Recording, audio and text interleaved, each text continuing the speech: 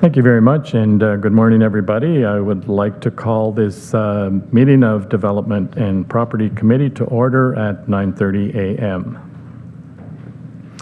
As we gather this morning, I would like to acknowledge on behalf of Council and our community that we are meeting on the traditional territory of the Algonquin people. We would like to thank the Algonquin people and express our respect and support for their rich history, and we are extremely grateful for their many and continued displays of friendship. We also thank all the generations of people who have taken care of this land for thousands of years. Has roll call been taken? Yes, and we have quorum. Thank you very much. Are there any disclosures of pecuniary interest and the general nature thereof? Seeing none, then we'll move to the adoption of the minutes of the previous meeting held on March the 7th, 2023. Could I get a mover and a seconder? Moved by Councillor from Horton, seconded by Councillor from Petawawa. Are there any additions, corrections, or omissions? Seeing none, all in favor? And that's carried. So we're pleased this morning to have with us a delegation, Mr. Ron Moss and Mr. Bob Peltzer from the Ottawa Valley Cycling and Active Transportation Alliance regarding Trail Town. So please come forward, and we're happy to hear from you.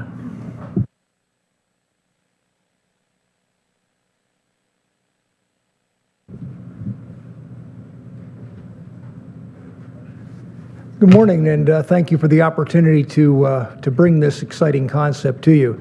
It's been quite a few years since I stood in front of this group. I used to stand here occasionally as president of the Ottawa Valley Tourist Association and make a report from time to time.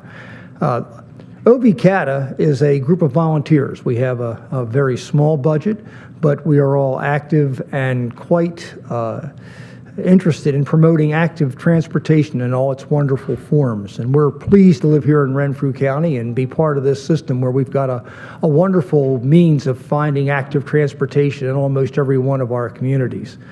We have been following with great interest and pleasure the creation of the Algonquin Trail, and realize that's going to be a tremendous asset to our community. What I'm here to present today is a concept that I am personally familiar with called trail towns. And just to give you a brief idea, if I could maybe have my first slide. This will give you a hint as to what it's all about. Maybe go to the next one. Oh, wait, you jumped way ahead. I'm not sure what you have there.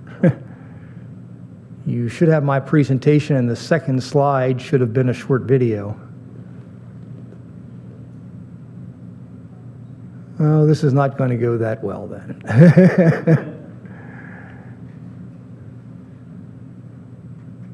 No, I don't know what you have there. Okay, we'll have to move on without it.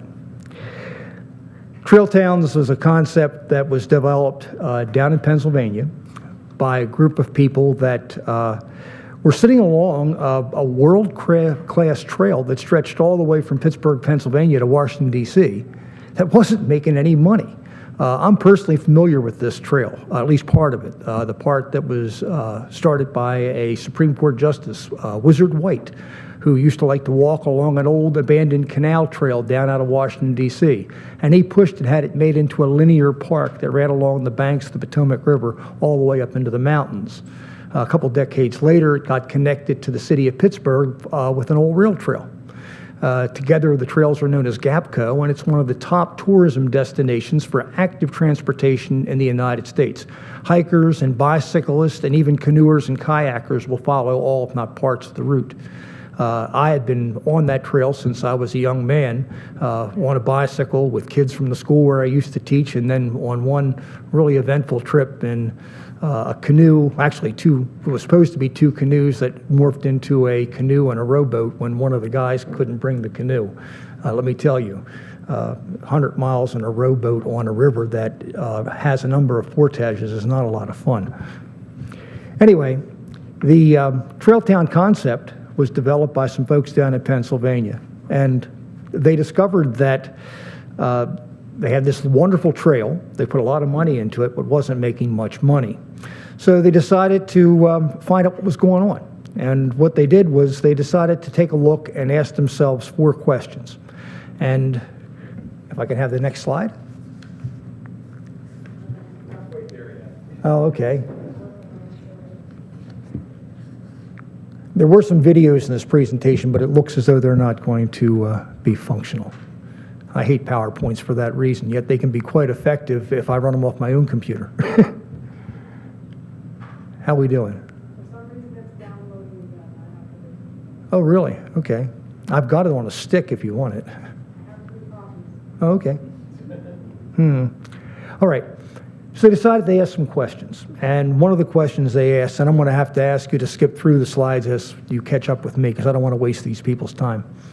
Question 1 is, do trails make money for their communities? Well, it may seem obvious in hindsight, but most people didn't recognize the answer. They don't automatically make money for the communities. Think about it. How's a trail going to make money for a community? If you charge a fee to use the trail, that might cover the cost of maintenance, but probably won't even do that.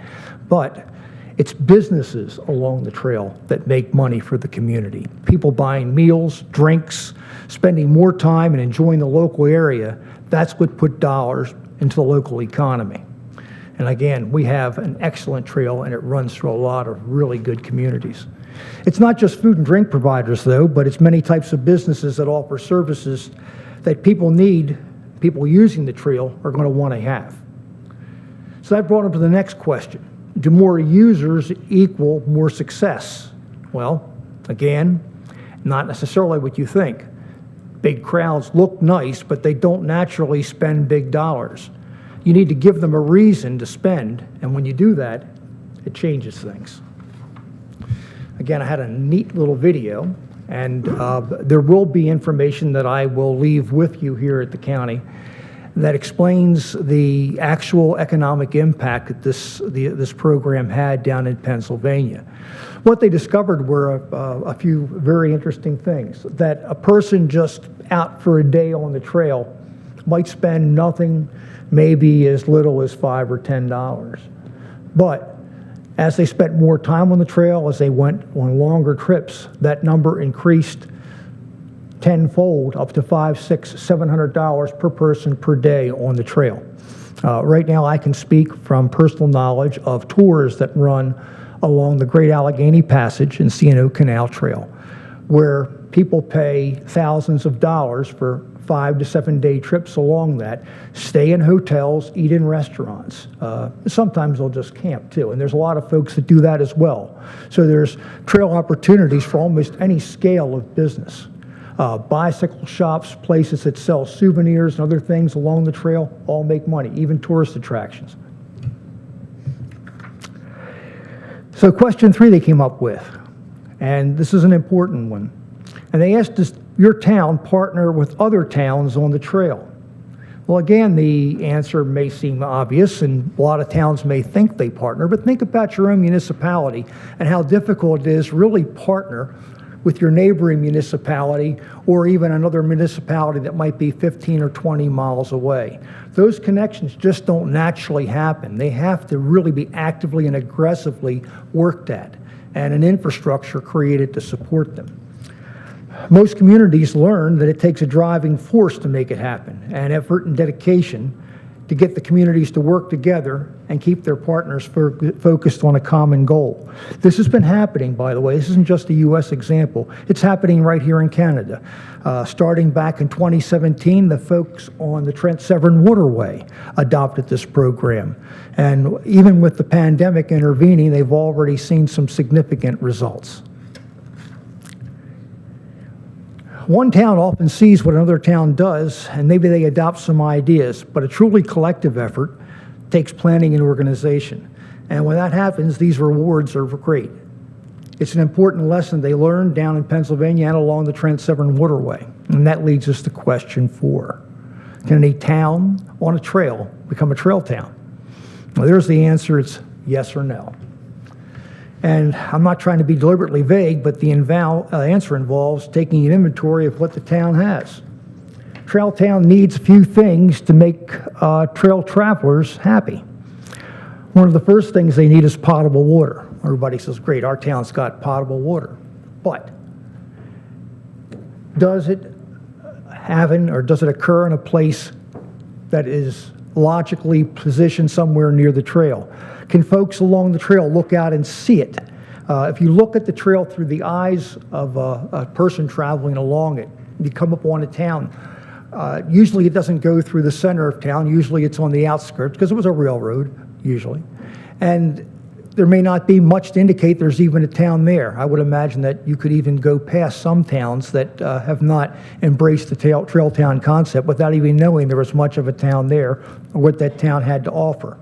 So a guy or person on a bicycle looking for water, which is one of the first things you're going to look for, where do they find it? Is there a sign indicating it? Is there a pump nearby? Is there a water bottle fill station somewhere in a convenient location? Or at the very least, maybe a signboard directing where the businesses in town are, where they might be able to get water or maybe even a beer. As a cyclist, I can tell you that beer at the end of the ride is a big plus.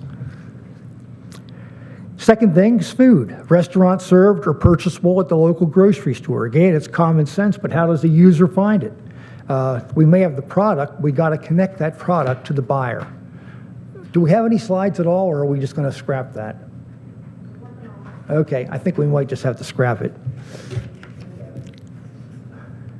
Okay, next thing, and this is something much overlooked, but it's washrooms. It's a basic human need. Sure, guys can find a well-located bush most of the time, but they're not very female-friendly, and there are other times when something more substantial is required. Again, we need to connect the facilities to the user through location and signage. And those washrooms are something that need to be available generally 7 days a week and during almost all daylight hours. Again, it doesn't need to be anything fancy. Porta potty will work. Most cyclists and hikers and folks on horseback are usually happy for anything with 4 walls and a place to sit. Next thing would be accommodations. It can be either roofed or camping. It can range from full-service hotels to bed and breakfasts. It could even be just campgrounds. Basically, a place to sleep allows a person to stay on the trail longer, and when they stay on the trail longer, they spend significantly more money.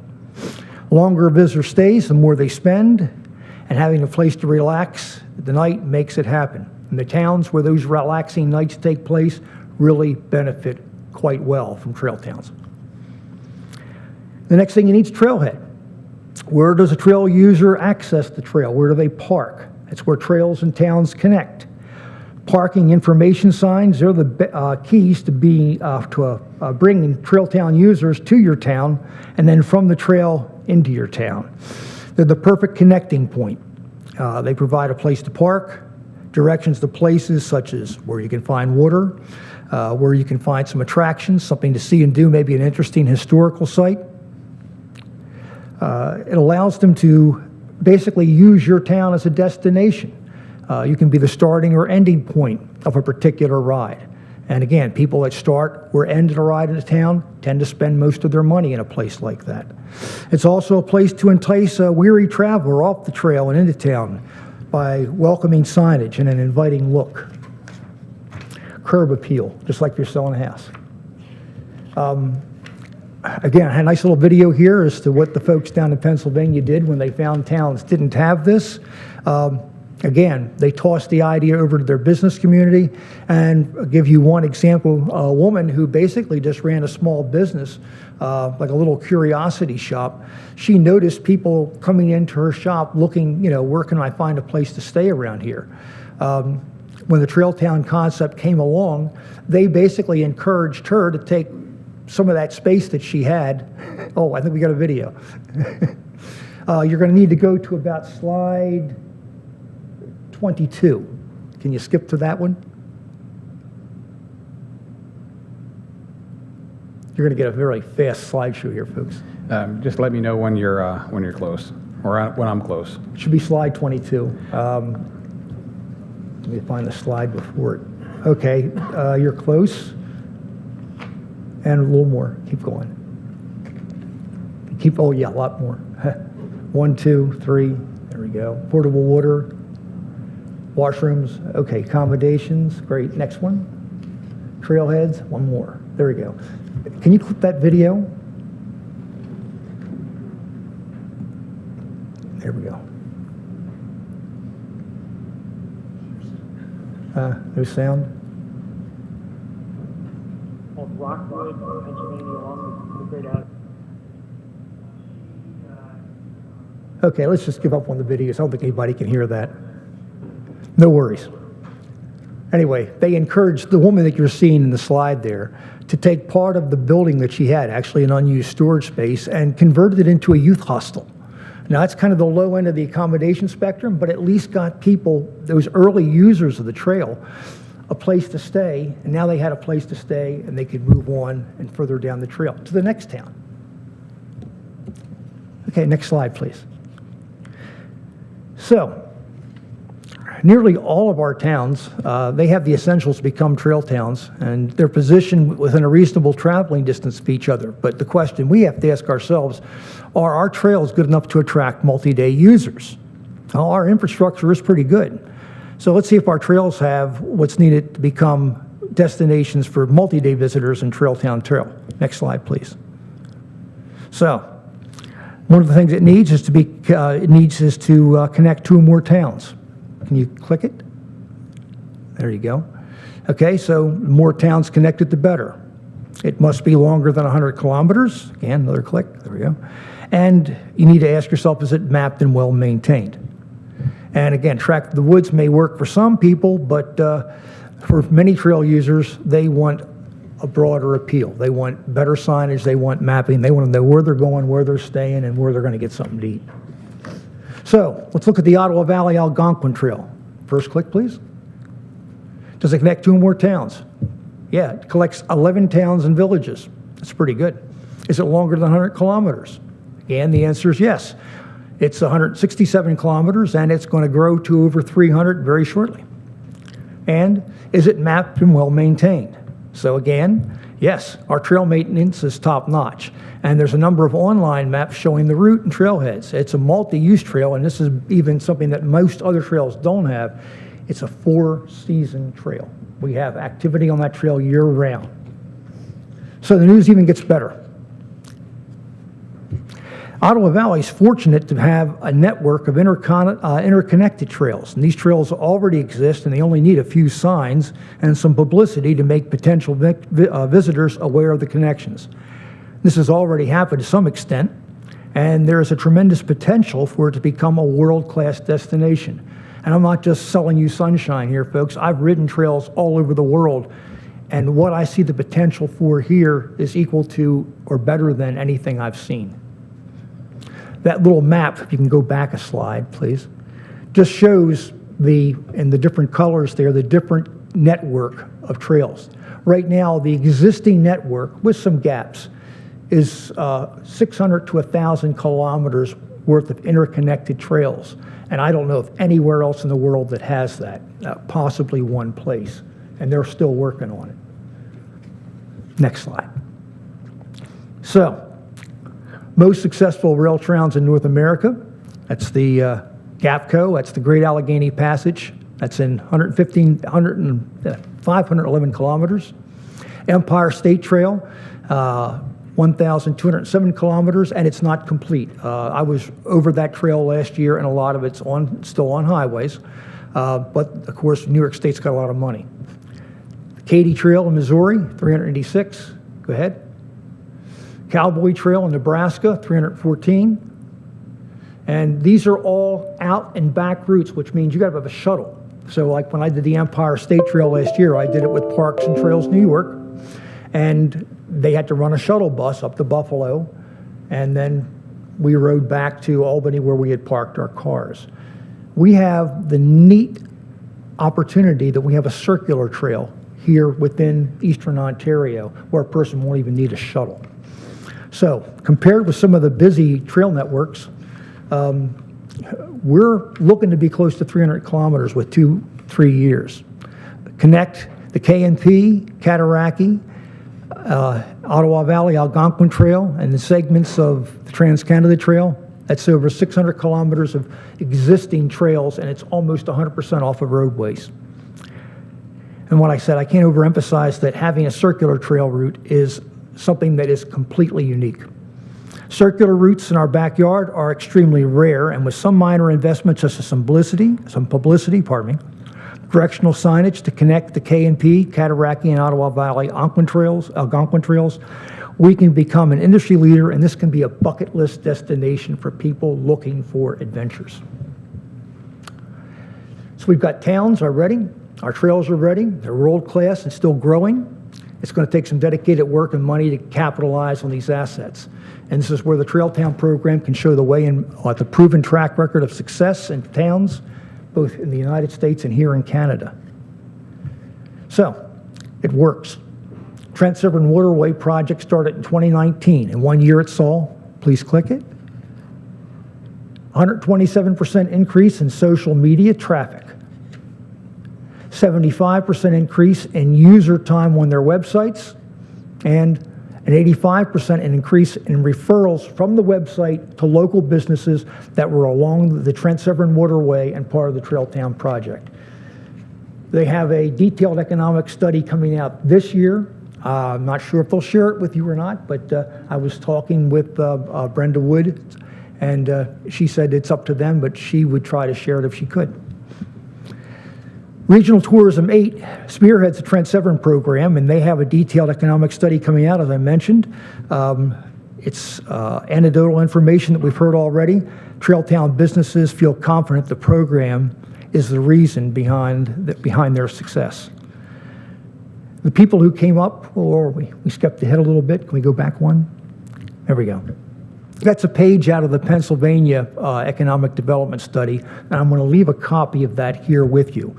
They did actually 2 studies about 5 years apart, so you can see the progress of the Trail Town project.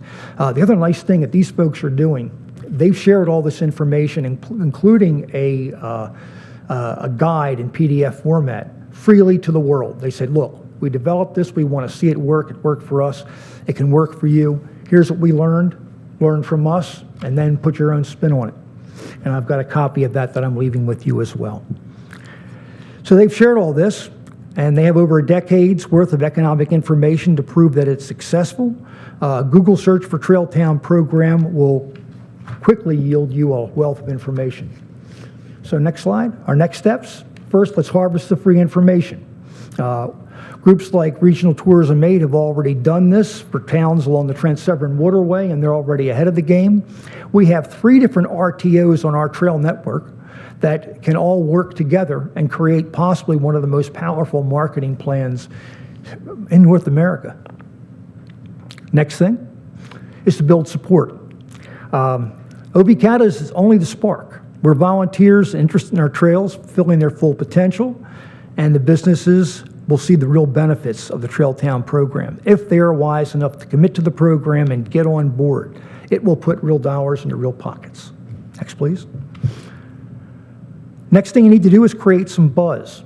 And you don't need to spend a lot of money to create a lot of buzz. Last year, OB-CATA got things rolling with the Trail Town Relay. Cost us, what, $0, Ron, right? No money invested at all, yet we got newspaper coverage, we got some people out, we got some people thinking about trails and trail towns and the fact that longer journeys are possible in this network. Creative minds in our businesses and communities have the potential to do much more. Think of all the things they'll come up with once we give them a reason to do so. Next thing you're going to possibly want to do is build a fund. And everybody wonders where we're going to get the money. Well, we know that money's out there. It's out there all the time. Grants come along, and if you have something already planned out and ready to go, once that grant window opens, if you've got something to shove through it, you get the money. There's a lot of information in that Trail Town guide of what they did down in Pennsylvania. And when I was reading through it, I saw parallels here. Heck, that last window that just closed with the COVID relief funding could have created a fund to do a lot of good things. But you don't always necessarily need to start with big dollars. Basically, you're going to start with big ideas. Next thing, you got to watch out for the deadly distractions. And the main thing is to ignore the naysayers. There's always people that want to tell you why it will not work, but there's proof that it works. It's working in New York, it's working in Florida, it's working on the Trent Severn Waterway, and it can work right here. And I only gave you 3 examples there. There's probably a dozen more. So, The next thing you're going to want to do is get 3 things done. Show some progress. Everything you get done, every new event, every art installation, sign, washroom, and map will build momentum and attracts new support. Build the bandwagon, and people are going to want to hop on. Next one, please. Concept works best when we create our own regional brand and combine it with local businesses, ideas, and initiatives. The Trent Severn Waterway had a thing called the Butter Tart Tour. It's one example that worked for them. And there's hundreds of similar ideas in our region just begging for a regional approach to take them to the next level. So the question is, and it's not necessarily a question just for you, but we've got the trails, we've got the towns. All we need to do is get organized and get moving. So how do we do that? Well, I'm not going to try to spend a lot of time telling you how to do that. That's something that I think we're going to have to try to figure out together. And it's not just a job for economic development. It's a job for your local chambers of commerce. It's a job for the regional tourism organizations like Ontario Highlands, what is it, 11, I think, down by Kingston, and the one over in Ottawa. They both share part of this same trail network. It's going to take possibly, at least Trent Severn discovered that it took hiring an organizer to try to get these communities to work together. We can go out there, and we're publicizing this. We've got videos out there. We're meeting with chambers of commerce, trying to get the business community interested in the concept. But most business owners, especially small business owners, are too busy running their businesses to try to organize something like this. Trent Severn hired a coordinator to get the businesses going, to get them rolling on the projects and making it work. And that's what it's going to take. What's the role for OVCATA? I guess we're the influencer. We're here trying to introduce the concept to you, saying, look at this, you've got this, you've got the communities, you've got like, I'd say 80% of what you need to make this area a major tourism destination for the active transportation community. And if you don't think that's a big and growing community, you're going to need to look around. I'm spending most of the month, or all of the month of May and most of the month of June on a bicycle trip through South Korea and Japan. And that's not the first trip I've done. And there are literally hundreds of thousands out there just like me. And we spend big dollars when we do this. So I'll leave this with you. I'll leave you with a lot of information. And if you have questions, no questions? Ron's got a one-pager that sort of outlines some of the main points of my presentation. He'll leave that with you. And I will leave, I'm sorry. You can just wait for the answers questions. Oh, I'm sorry. I thought I waited a second or two, but I'll wait longer. Thank you very much for an excellent presentation. And I just wanted to say that I think this fits in so well with the item on our Property and Development Report that Ms. Margaret will talk to, and it's a strategy, a 3-year strategic plan for food tourism. And it fits in so nicely with what we're talking about as far as Trail Town and trail development. And just the various things you touched on, the accommodations, the food services available, all link so well together. And I think that is certainly an opportunity to take advantage of that. So yes, I'll open it up for questions. Councillor from Greater Madawaska. Just for my education, you've done a lot of bike tours and stuff. Have you come across many that have been integrated to hydro right-of-ways? So adapting the hydro right-of-ways that go through the forest to... I have never been on a bike tour over a hydro right-of-way, although I do frequently ride one from Quackenbush through to just Mountain Chute Dam. Yeah, I was just thinking that it's something that the hydros open up for us, the forest and stuff. And I know in Scarborough, Ontario, a lot of their bike lanes and transportation lanes down through Don Valley Parkway and the Rouge River and stuff, they connect through hydro fields. They could be definitely good connecting links. And remember, Trail Towns is basically just one concept which utilizes your trail network here. But there's also all kinds of active tourism initiatives involving things like those kind of trails. And identifying those trails would allow a person, say, coming into a community like where I live in Eganville, if they know there's a network of trails and things to do, not everybody travels from town around the town on the trail. Some people will go to a particular town and spend maybe a week there going out to different destinations around. So there's different types of active tourism that can be part of your overall economic plan. Again, I was just here today to talk about the one because it involves a very big part of your infrastructure, but there are a lot of other potentials for it. Councillor from Petawawa and then the warden. Thank you, Chair, and thank you very much for coming and for putting all of this presentation together. It's obvious you're very passionate about cycling and trails, and sometimes that's what it takes, is people like you in this area to come out and, you know, show their enthusiasm and get everybody motivated to get things done.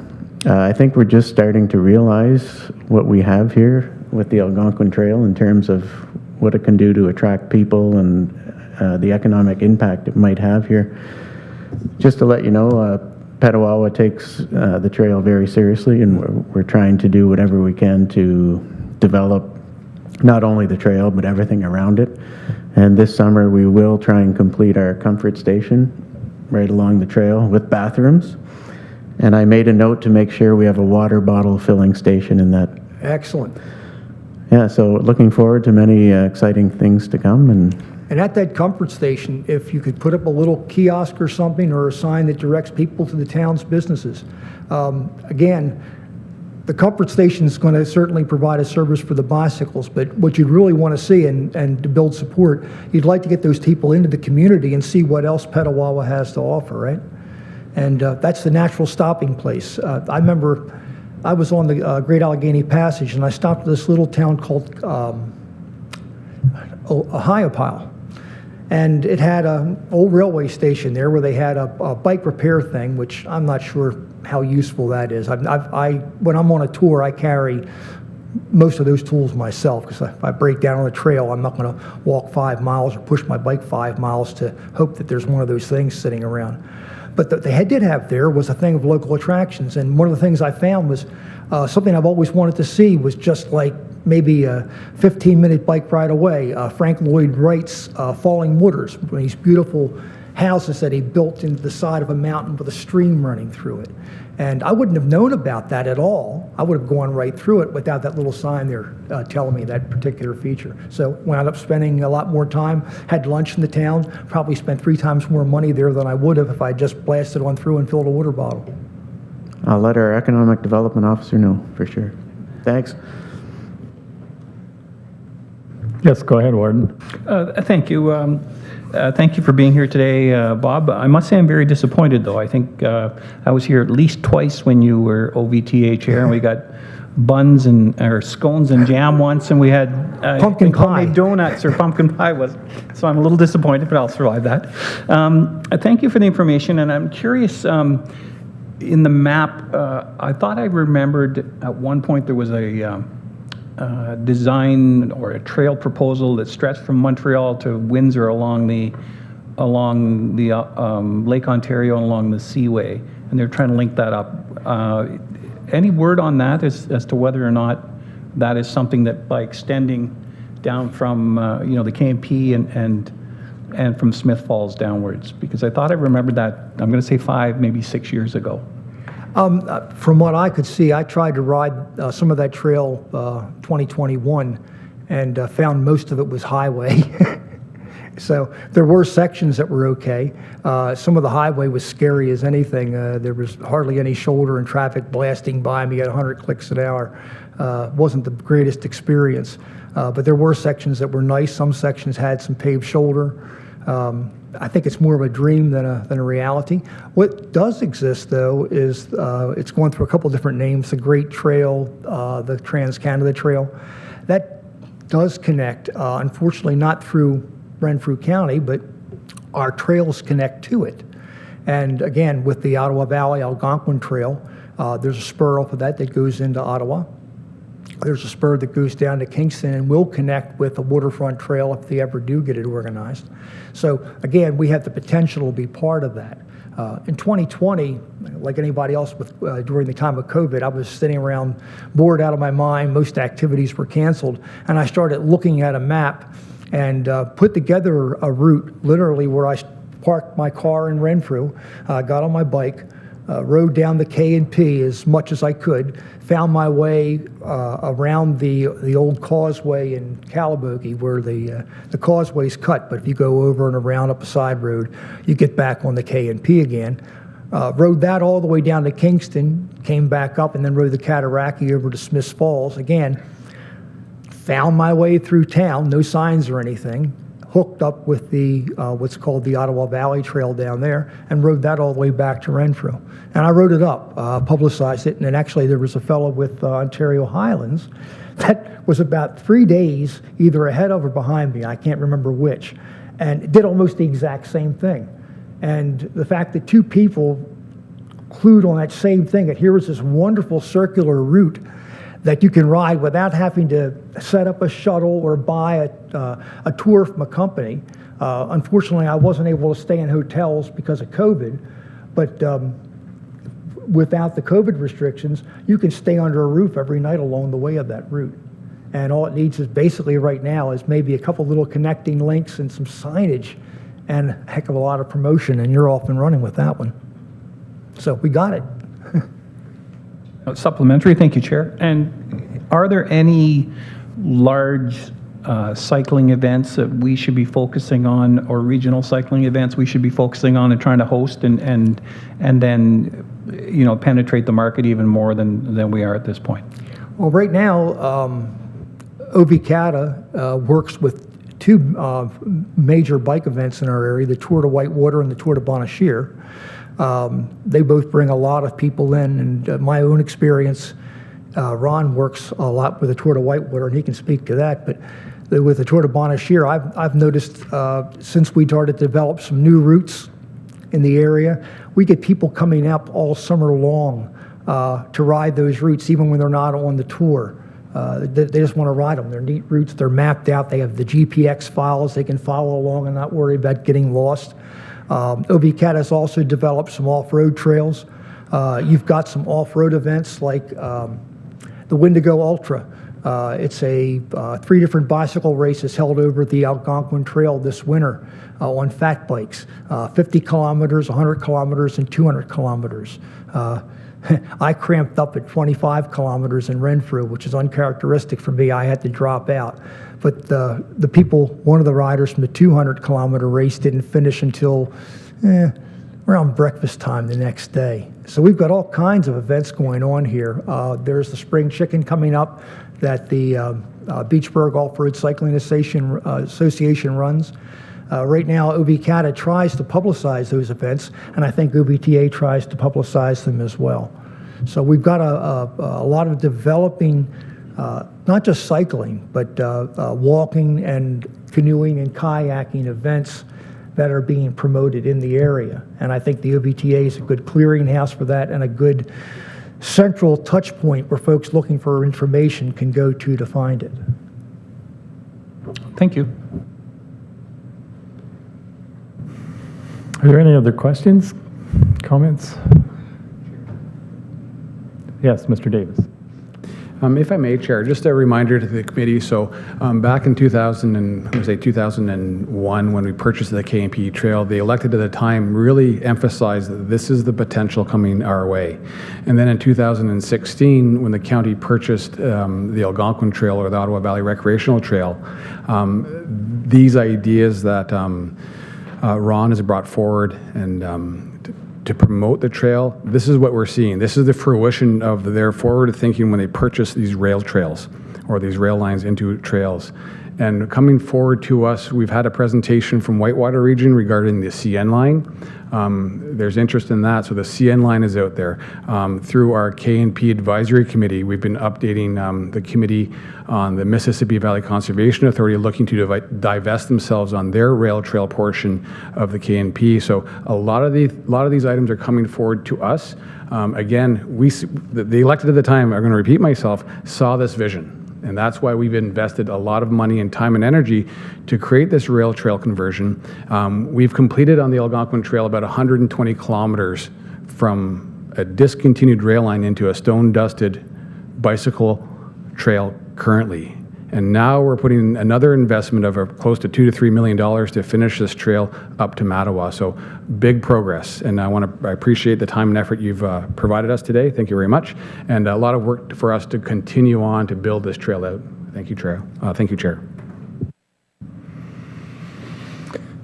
Yes, and on behalf of the committee, thanks again for that great presentation and your knowledge about the different trails throughout not just Canada and the States, but some of the other ones that you're going to be exploring in Asia.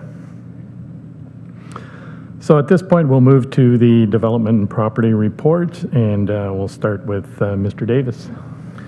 Thank you again, Chair. So on page 2 of your committee package, item number 1 is for information is the 2022 unaudited financial statements.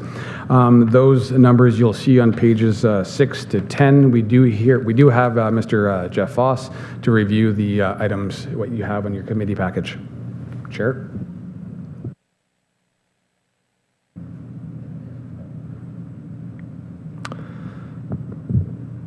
Thank you, Mr. Davis.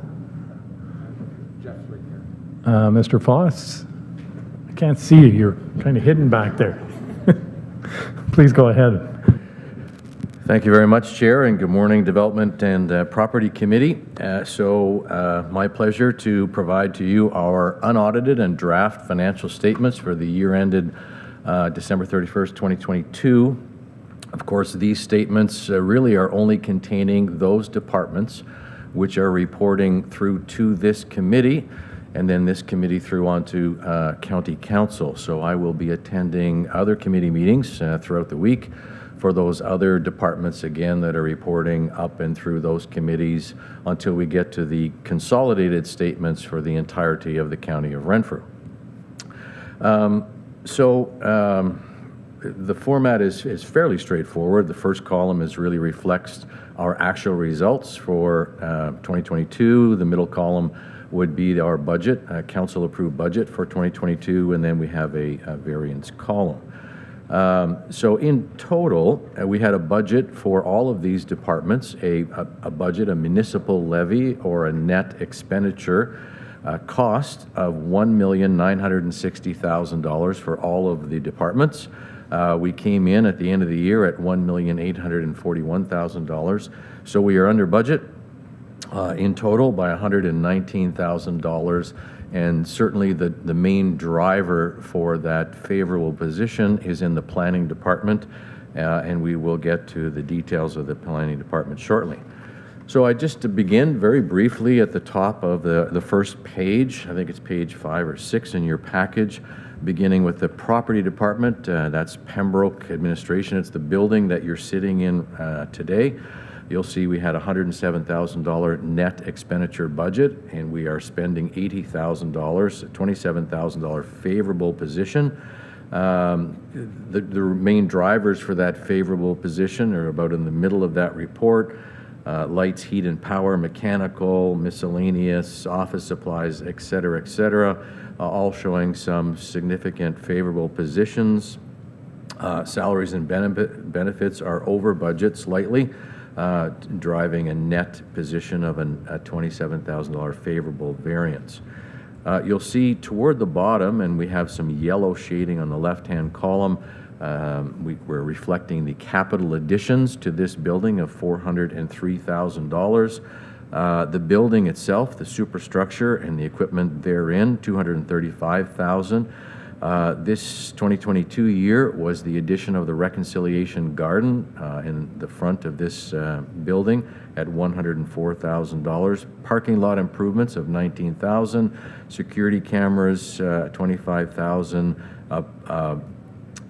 A C-can container at $6,000, and a lawn tractor of $13,000. Those capital additions of $403,000 are paid for by transfers from our capital reserves of $275,000. The difference is about middle of the page, recoveries other, you'll see $128,551. The County of Renfrew applied for and was successful in receiving a grant through the Municipal Modernization Fund That grant we applied for to cover our telephone system and some additional capital around IT firewalls, et cetera. And we were successful with that application, so $128,000 in total was covered by the Municipal Modernization Fund. If we move down to the next department, it's again the Property Department, Renfrew County Place. You'll see credits at the top of those subtotals, budgeting $228,000 as a credit, or a net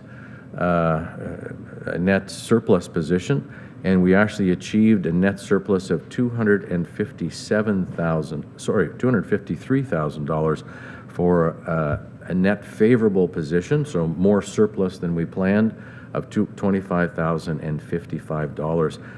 There's lots of pluses and minuses throughout these various accounts, but essentially in total, you will see janitorial contract at $28,000 under our expected amount, and that's really the main driver for the surplus at Renfrew County Place. You'll notice that we have lease revenue outside of $351,000, which was exactly right on budget, full occupancy in 2022, and this committee will recall that in the 2023 budget, we are reflecting some challenges around lease revenue, and that's some movement. We've been notified of some of our tenants indicating their intentions to move out of Renfrew County Place, but 2022 was full occupancy and giving us that favorable position.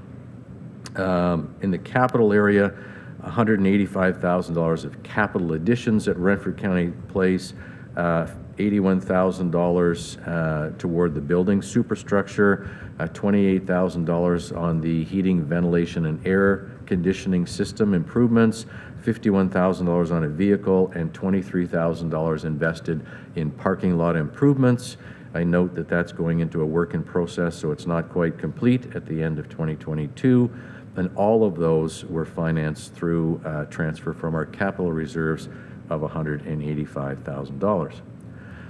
Next, we have property base stations, and that's really our paramedic base stations. And you may recall from our discussions at budget that we have employed for a number of years a financing methodology with our paramedic service of building a base station, and we have 7 of them throughout the county, but this department reflects the costs of building 4 brand new paramedic base stations.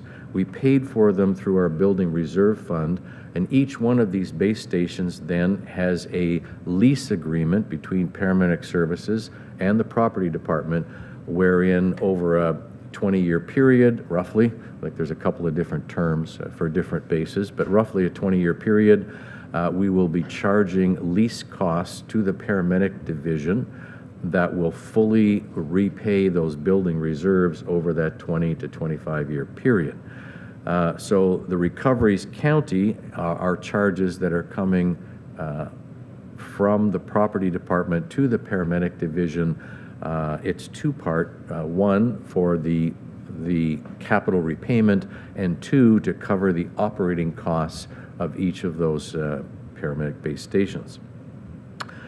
So you'll notice about halfway down, you'll see recoveries county, $333,000, and you'll notice the last line is a transfer to reserves of $197,000, and that is the repayment going back into our building fund for those paramedic base stations. Similarly, you'll see the next department is Arm Prior Office. That's at 80 McGonigal Street. In 2013, we purchased and renovated an office space at 80 McGonigal Street. We invested $1.75 million into the completion of that building. And then again, the financing methodology was we would have internal lease agreements between the property department and, in this case, our community services area, who was occupying that space. And over a 25-year period, we will have repaid the building reserve fund, which was used to renovate that building. So far, we have repaid $820,000 of the $1.75 million, so we're roughly halfway through the process, and by 2038, that building will be fully repaid through that lease revenue. There's two items to note. You'll see the second account down, a second line item down, capital under threshold. We spent on an unbudgeted basis $23,550 in renovations on that building, and that's because in the year 2022 we had another department that was utilizing that office space. That's our community paramedic long-term care program, and they required some renovations in order to have that building suit their needs in 2022. And halfway down the page under recoverable county, you'll see that we're $23,000 over budget for additional revenue. So we charged the community paramedic long-term care program $23,750 to renovate the space to have their additional staff occupy that area. You'll see that the Armed Prior Office is a net zero cost to the taxpayers of the County of Renfrew, and that we are repaying $86,795 again this year toward that capital amount that we borrowed in 2013 to build the facility. Next, we have the Renfrew OPP office. Of course, this committee will be wondering why it is that we are involved in with the Ontario Provincial Police with a department that's reflecting revenues and expenses.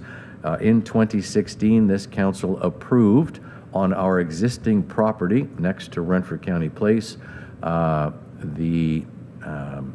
a business plan, if you will, to build an OPP facility in the town of Renfrew and to borrow some money from Infrastructure Ontario over a 15-year period and have the lease payments from the OPP fully finance the capital that was required to build this facility and all of the operating costs on an ongoing basis.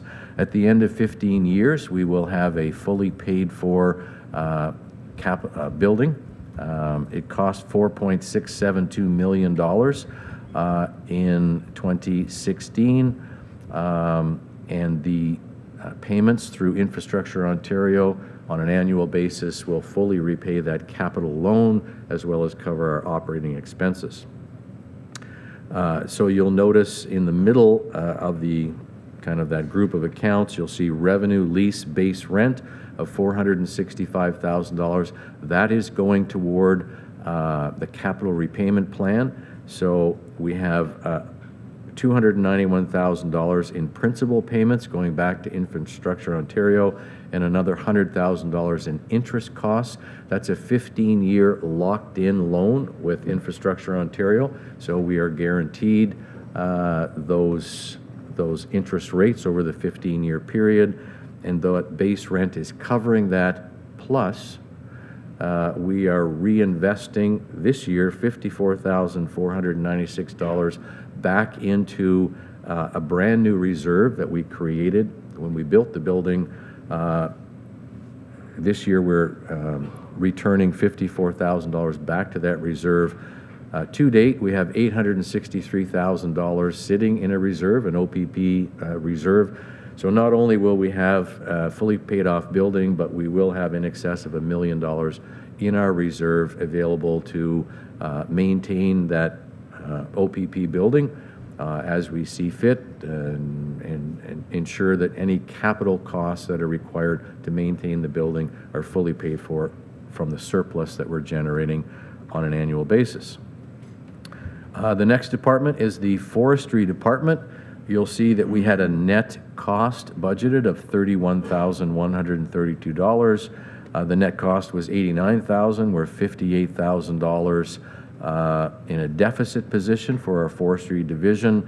The primary driver, of course, is the middle of the page. We have a revenue coming from our timber sales budgeted at $180,000. The revenue received was $144,000, so a $35,000 shortfall on timber sales. In addition, we spent $15,000 in legal fees against a budget of $900.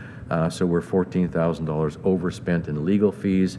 Most of those legal fees were with respect to a property review that was conducted as part of the Algonquin land transfer process. Next department we have is the Trails Department. Again, a budget of $314,000, and we have a net municipal cost of $343,000, so about $29,000 over budget. That's coming from the middle accounts, which is the K&P rail line development.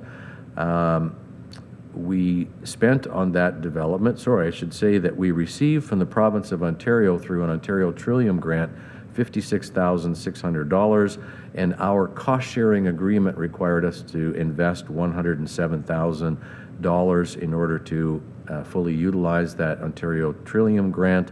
So that net difference of about $28,000 is the driving force behind our overspend in the Trails Department. You'll notice that we had some big plans in trail development cost. $2.9 million, and as Jason mentioned earlier, as part of the Trails cycling presentation, this council approved a number of years ago almost $4 million in total expenditures on our Algonquin Trail to complete the trail. This year we spent $775,000 on the trail. $254,000 was our net regular annual base budget, and the remainder, $506,000, you'll see it in the yellow section, we are financing that cost through a transfer from a working capital reserve. This council 2 years ago also approved a resolution that the money that it would take to complete the trail, the nearly $4 million, that money would be coming from a working capital reserve, and any County of Renfrew surplus, year-end operating surplus that we realize, we will be reinvesting that money back into that working capital reserve to replenish the money that we use to complete the trail. That's really the Trails Department. The $29,000 again is coming from the K&P rail development area. The next department is GIS. You'll see we have a net budget, $248,000, and an actual result of $197,000. So we're $51,000 under budget, primarily coming from our salary and benefit department. Throughout 2022, we had a staffing change.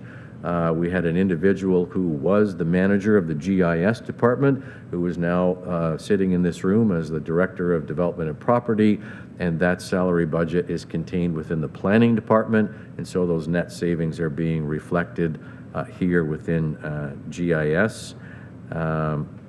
We have also, just to highlight for you about the middle of that section of accounts, recoveries provincial, $12,740.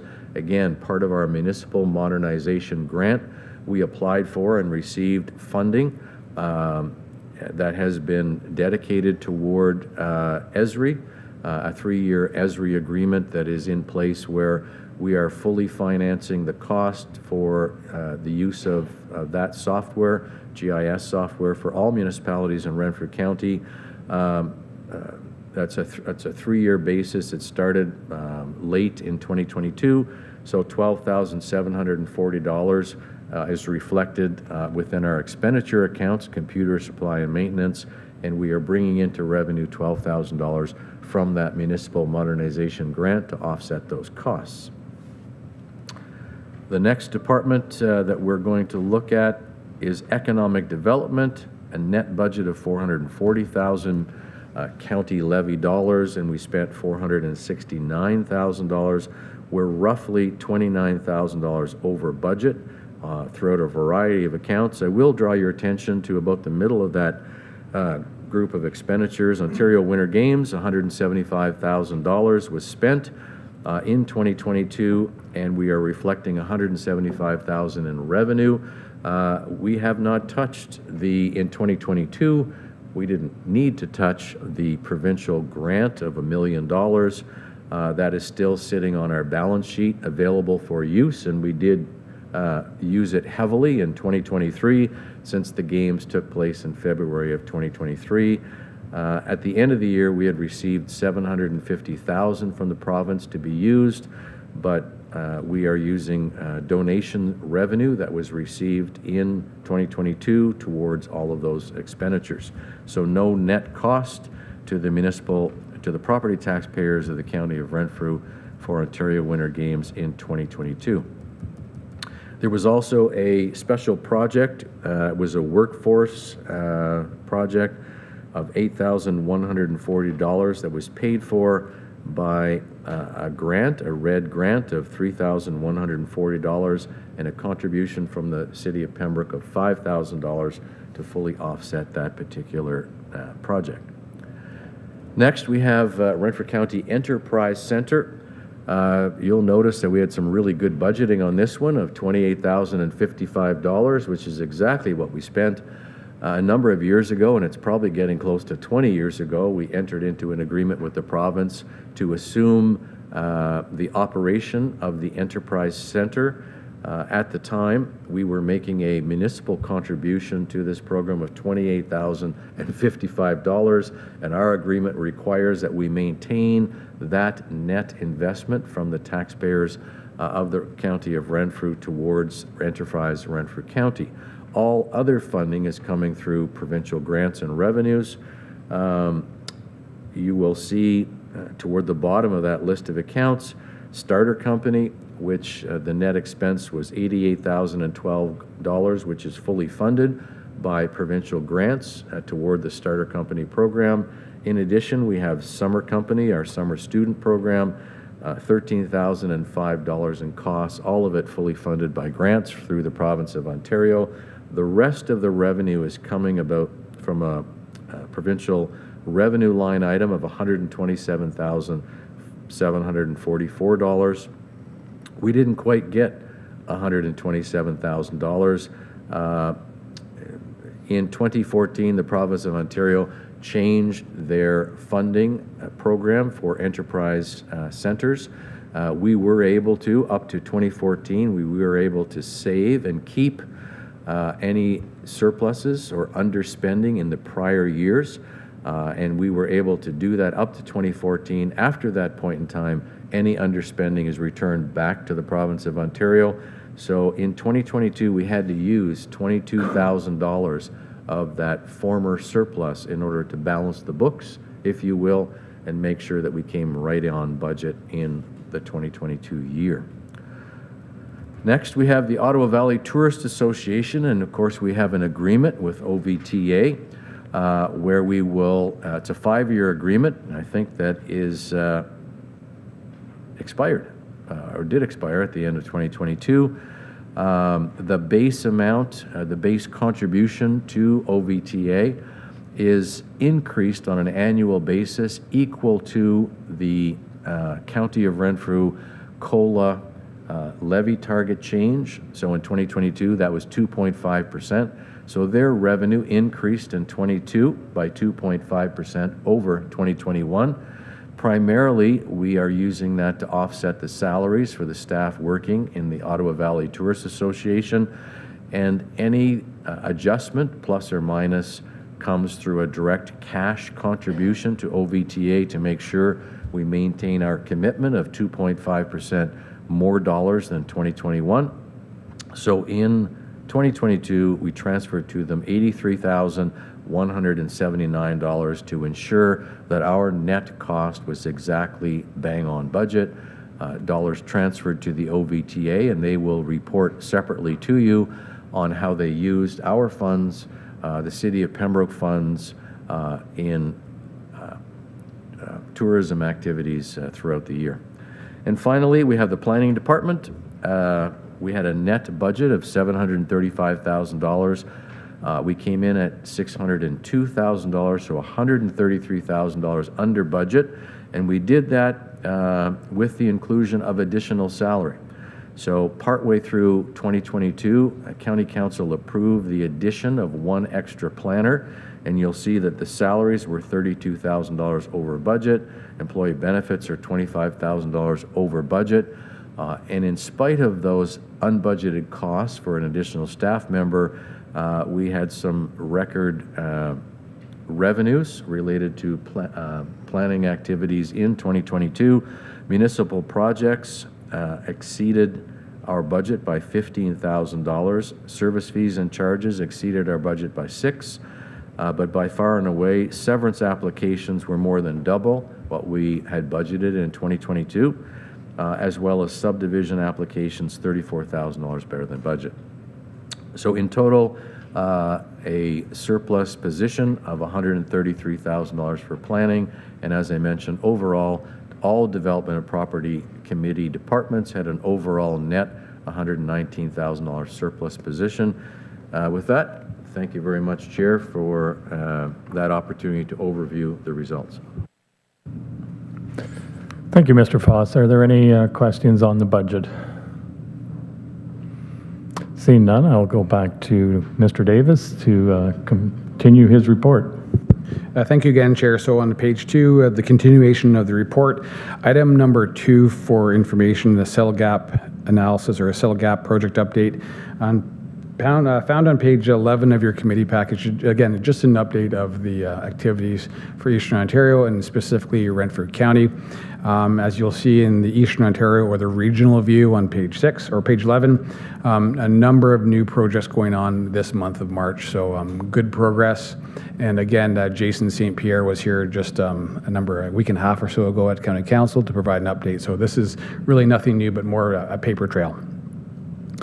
Item number 3, the Ontario Environmental Assessment Program, and that's found on page 12 of your committee package, is information regarding changes to this. So again, if you have a chance to review this and a chance to make comments are being looked for by May the 9th of next month for any changes that you see in the environmental process.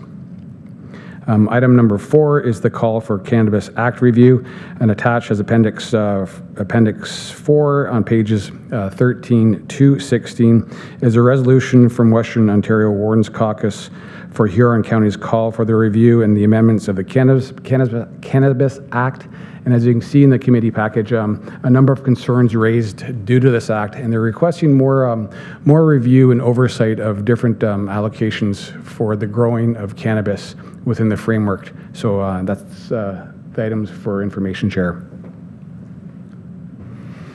Thank you, Mr. Davis. So we'll go back to information item number 2, the cell gap project. Any questions, comments?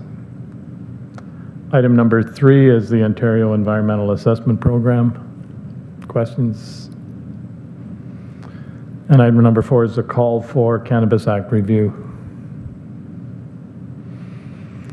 Oh, yes, Warden, go ahead.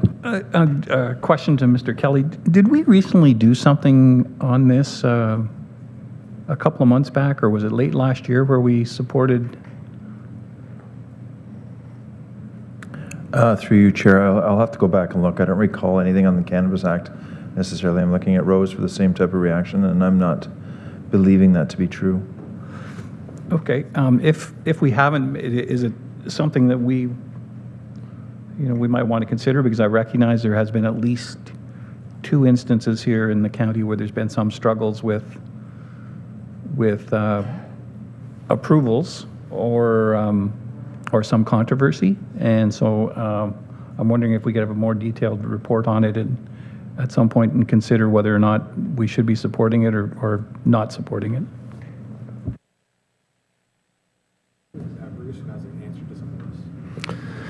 Apparently, Mr. Howarth may have some more information. Bruce?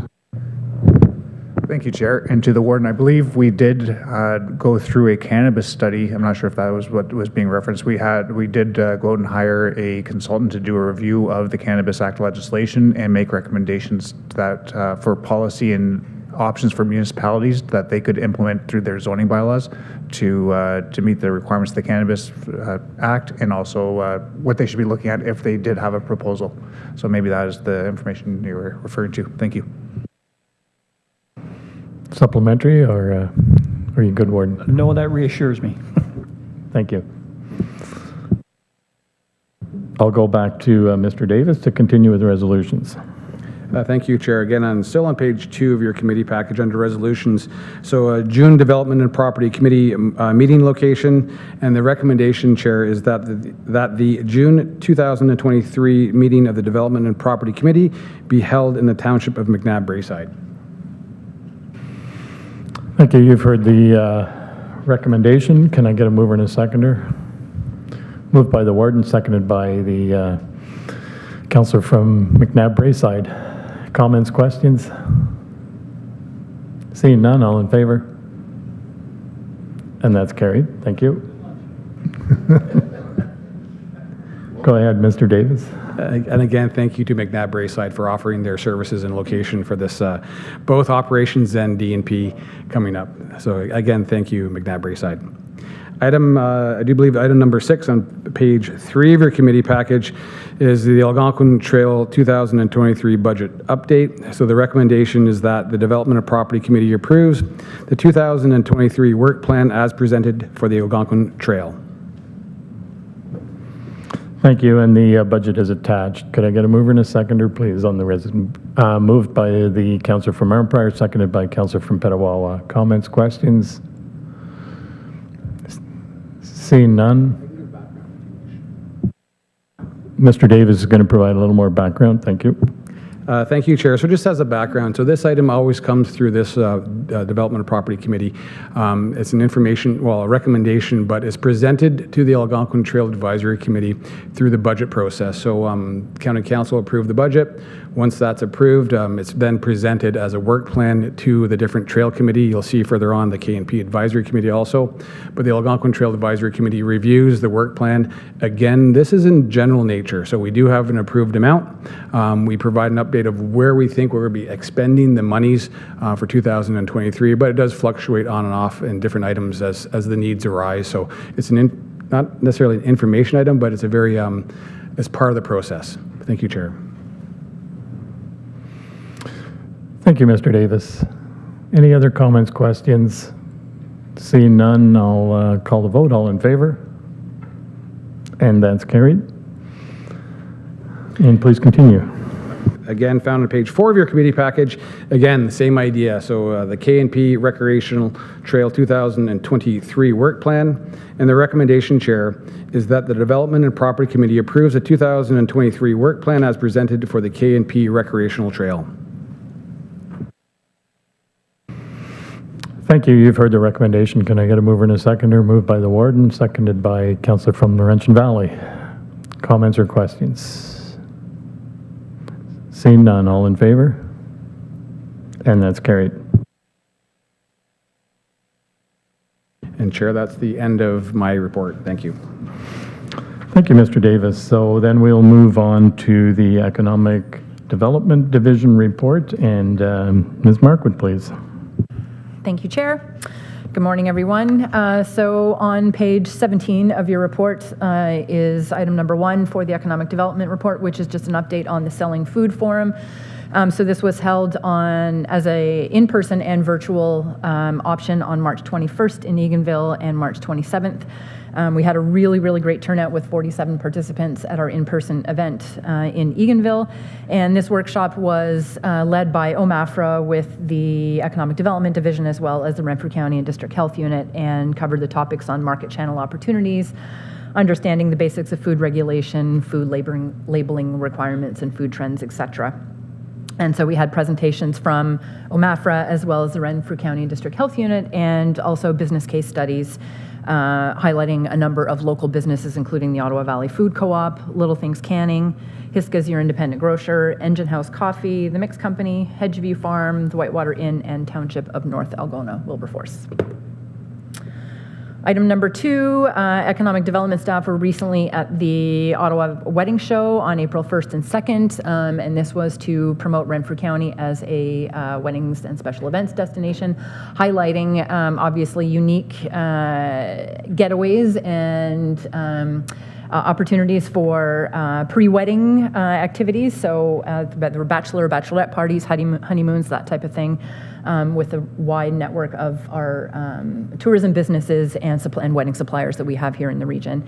And we had brochure distribution as well as volunteer opportunities through a couple of our local businesses assisting in the booth. Item number 3, you will see attached as Appendix 1 is an expression of interest to host Taste of the Valley. So we have sent out expressions of interest to all municipalities as well as the City of Pembroke and Algonquins and Pikwakanagan for those who are interested in hosting a Taste of the Valley event in 2023 or 2024. So we're trying to get ourselves a little bit more organized to have dates for 2 years in a row established. And so all the information is included there. And the deadline to submit responses is Friday, April 21st, at 4 p.m. And number 4 on the report is a Community Economic Development Workshop 101 that we will be hosting again in partnership with OMAFRA. This will be held on Wednesday, May 3rd. And just a quick correction to the report, it will be held at the Cobden Legion, not at the Cobden Agricultural Hall. And the registration link is being updated. So you probably won't find the information on the link right now, but it will be this week. And we'll be sending an email out to all municipalities to encourage staff and elected officials to attend. This is a really good opportunity for all the new councillors as well as existing councillors who are returning to the table to come and learn about the basics of economic development in a community and how the concepts can be applied in a municipal environment. Number 5 is the Inclusive Community Grants for 2023-24 is now open. So this is an opportunity for municipalities, non-for-profit organizations to receive up to $60,000 for local projects that help seniors and older residents and people with disabilities participate in community life. So there are a couple of project streams or priorities under the project stream. So one being increasing accessibility to outdoor spaces to improve community engagement, enhancing the supply of accessible and attainable housing to support older adults and people with disabilities. And then number 3 is increasing the number of inclusive communities by developing age-friendly community plans. And lastly, on the Economic Development Report is just an update about the Ontario East Municipal Conference, which will be held in Ottawa this year. So typically this conference is always held in Cornwall, but they've got some space issues right now, so it's going to be a little bit closer to home this year, which is really nice. And it's actually moved up a week also. So it's being held September 6th to 8th, so that'll be the week after the Labor Day weekend. Registration hasn't not opened yet, but the link to the website for more information is there. And that concludes my report. Thank you, Ms. Marquardt. So we'll go back to information item number 1, the Selling Food Forum. Comments? Item number 2 is the Ottawa Wedding Show. Comments, questions? Just curious, was there lots of interest about wedding destinations in Renfrew County? Yes, there is, and it's interesting because we attended the fall show last fall, and one of the big requests was for bachelorette parties, those types of things, and so that's what we led with this time, highlighting some of those various opportunities, and there was a really good demand on that, so it's good to know. Hopefully we'll see more of those gatherings here this year. Thank you for that. Item number 3 is the Taste of Valley Expressions of Interest. Item number 4 is the Community Economic Development 101 Workshop. Yes, Councillor from Petawawa. Thank you, Chair. Through you to Melissa. Is there a cost for people attending this event? Through your chair, and sorry, I forgot to mention that. No, this is free. We in the county will provide coffee. We'll provide the coffee, but there's no cost for anybody to attend. Thank you. Any other questions? See none. Item number 5 is the Inclusive Community Grants 2023-2024, which are now open. And item number 6 is the Ontario East Municipal Conference for 2023. It is nice to see it coming closer. Yes, Warden. Thank you. To Mr. Kelly and staff, do we have any presentations or anything that we can make a presentation to the OEMC? The Algonquin, I think we have done the Algonquin Trail. We've done, I think we may have done VTAC last year. And if there's anything else, because we have so many things going on that, in keeping with our culture of showing our excellence. Thank you. Through you, Chair, we have presented on the Algonquin Trail probably about, 6 years ago. We have requested VTAC. We'll likely do so again. It didn't reach their list of presentations, but I believe that your excellence will be shown at a 7 and 7 Warden's Caucus talk about housing in Eastern Ontario. So your presence will be felt at the conference, sir.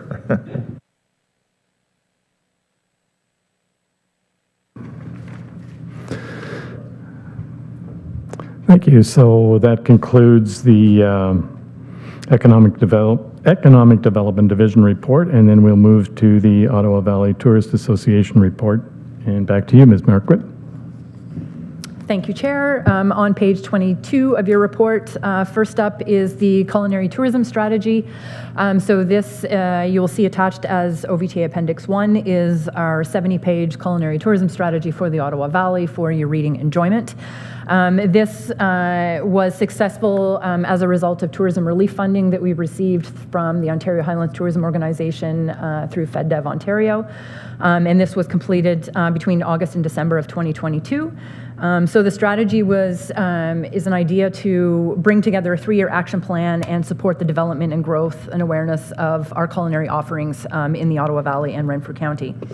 And you will see within the report that there are 4 areas of opportunity, which include improving stakeholder awareness and appreciation for regional food identities and foodways, increasing business and marketing literacy to grow the number of market-ready businesses within the culinary tourism value chain, supporting the development of new and/or enhanced existing culinary and agritourism experiences, and increasing awareness of the Ottawa Valley as a culinary tourism destination.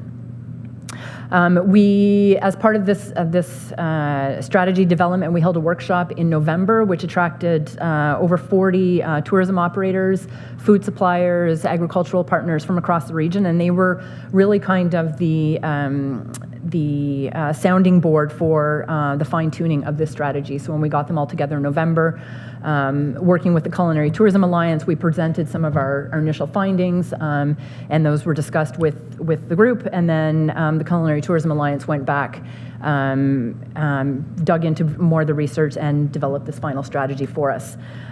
So within the strategy is a 3-year action plan from 2023 to 2026 that the OVTA will be executing.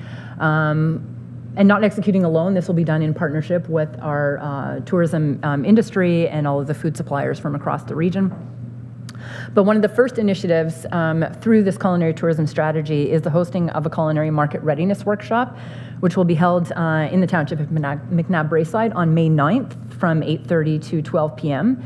And the purpose of the workshop is for tourism operators, food producer suppliers, to really learn more about what it means to be culinary market ready, and to be able to attract visitors and provide and promote those culinary experiences. So operators will get tools and steps in terms of becoming market ready and what that means. They'll learn about some marketing tips and tricks. How to leverage sourcing local, so working with local food suppliers to be able to highlight the local food opportunities that are available by our tourism operators, and how easy it is to incorporate culinary into businesses and events that are happening across the region. And that event, or the workshop, is being held on May 9th, as I said, and there is a cost of $30.36 for operators to attend. And the link is in the report for registration. Number 2 is our Ottawa Valley Tourism Conference. So that is being held on April 25th at Maple House in Hardwood Lake. in the beautiful township of Brudenell, Lyndoch, and Raglan. And this is the first time that we are actually taking our tourism conference to this township as we strive to move around. And it's exciting because this is the first time we are back in person after 3 years. So we're very excited about that. The program for the day includes the annual general meeting of the Ottawa Valley Tourist Association. So that's where we review financial statements, appoint the board of directors, hear about reports from the previous year. And then also throughout the day, we'll be hearing from the Ontario's Highlands Tourism Organization, Ministry of Tourism, Culture and Sport, and our keynote speaker is Mr. Altaf Sovani, who is an industry expert and former director of the School of Hospitality at Algonquin College in Pembroke, and a recent author on a book about, that's called, Labor Crisis in the Hospitality, Tourism, and Event Industry, Finding Innovative Solutions for Recruitment and Retention of Millennials.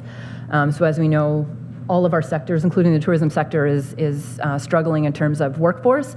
And so Mr. Sovani is going to speak about the labor shortage and tips on how to recruit and retain and motivate millennials specifically within the tourism industry. So we're pretty excited to hear him speak and share his wisdom with us. Registration is open, and the cost is $76.50 for people to attend, and that includes the full day event with a great barbecue lunch and local food throughout the day. And then at the end of the day, we will be highlighting and announcing the winners of our Ottawa Valley Tourism Awards, which I remind that we have 3 new awards this year, so there'll be a total of 6 that will be presented during the AGM.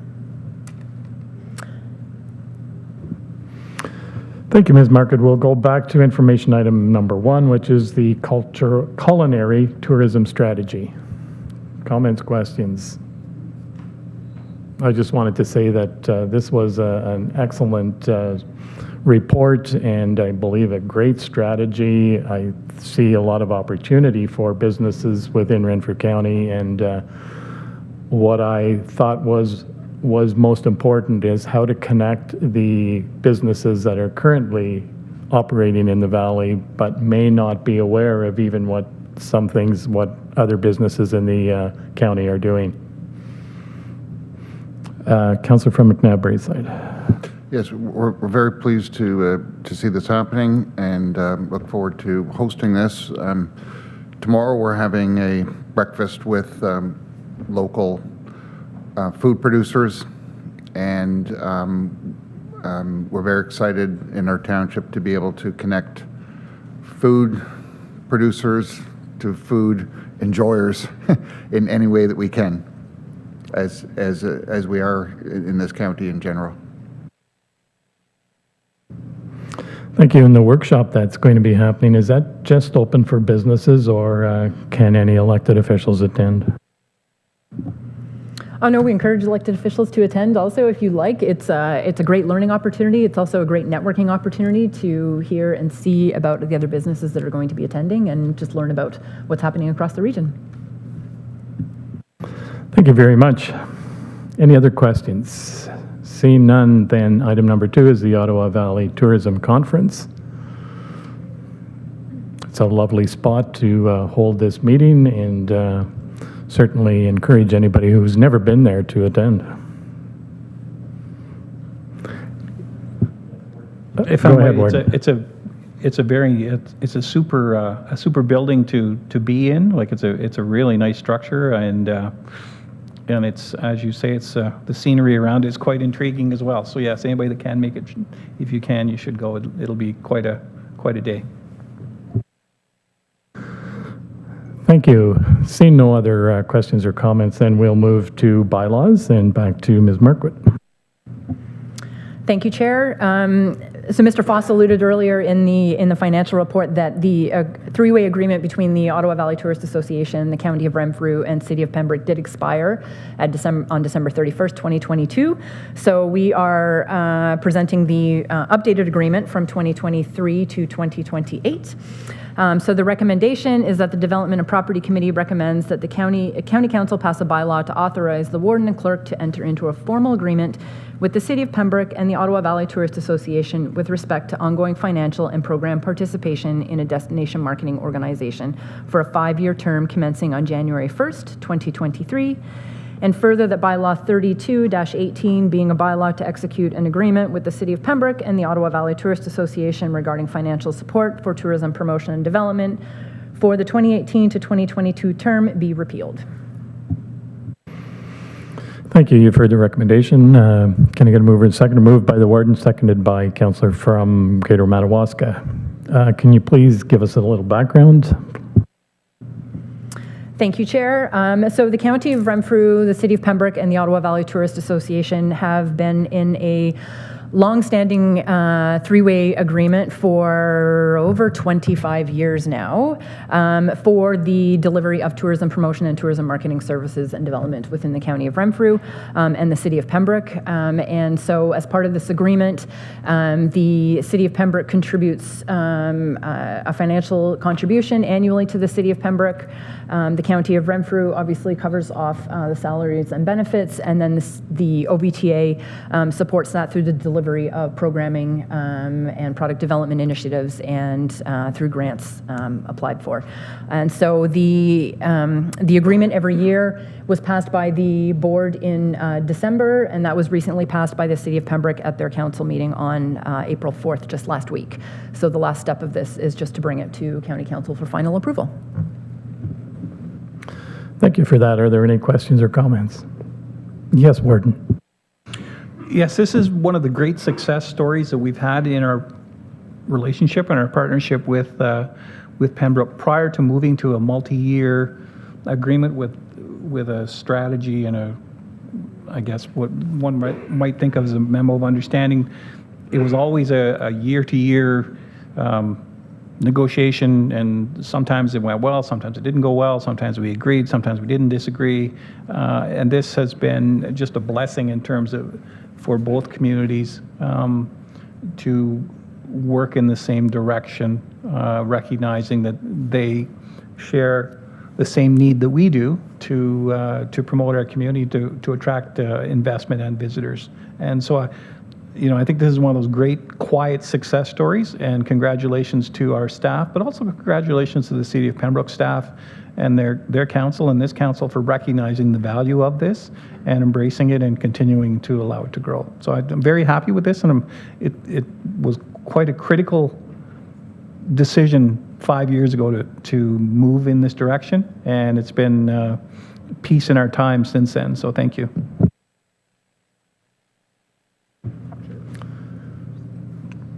Yes, Ms. Markwood has a follow-up comment. Thanks, and just to follow on the warden's comments, Pembroke City Council actually had some really great things to say last week at last week's meeting also, and used this as an example of a really great service agreement with the County of Renfrew and the OVTA, and they were all very, very supportive of this longstanding relationship. So I just wanted to share those comments also on behalf of the council. Supplementary, Warden. Thank you. I was sure of my comments because I watched the YouTube video. Thank you. Are there any other comments? Seeing none, I'll call the vote. All in favor? And that's carried. And we'll go back to Ms. Markwood and Enterprise Renfrew County report. Thank you, Chair. And finally, on page 105 of your report is the Enterprise Renfrew County report. And the only item on this report is our year-end numbers. Because we are funded by the province, Enterprise Renfrew County's fiscal year end runs at the same as the province, so it's in April 1st to March 31st.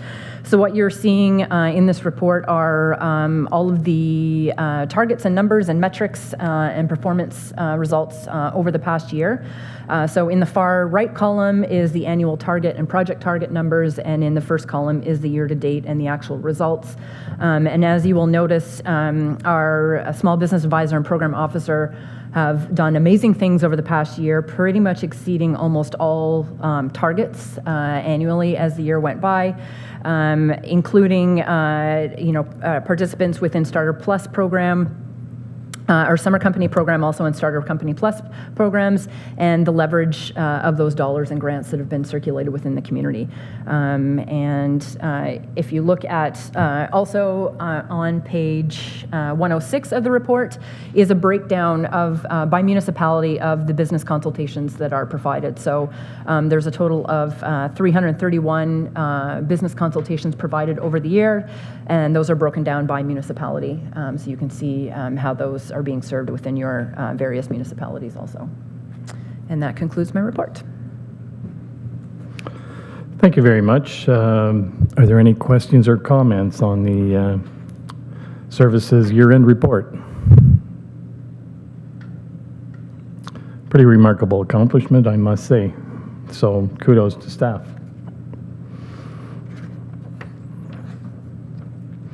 So that brings us to the end of the Renfrew County Enterprise Renfrew County report. I think we'll take a 10-minute break before we do forestry and planning, and we'll be back at 11:15.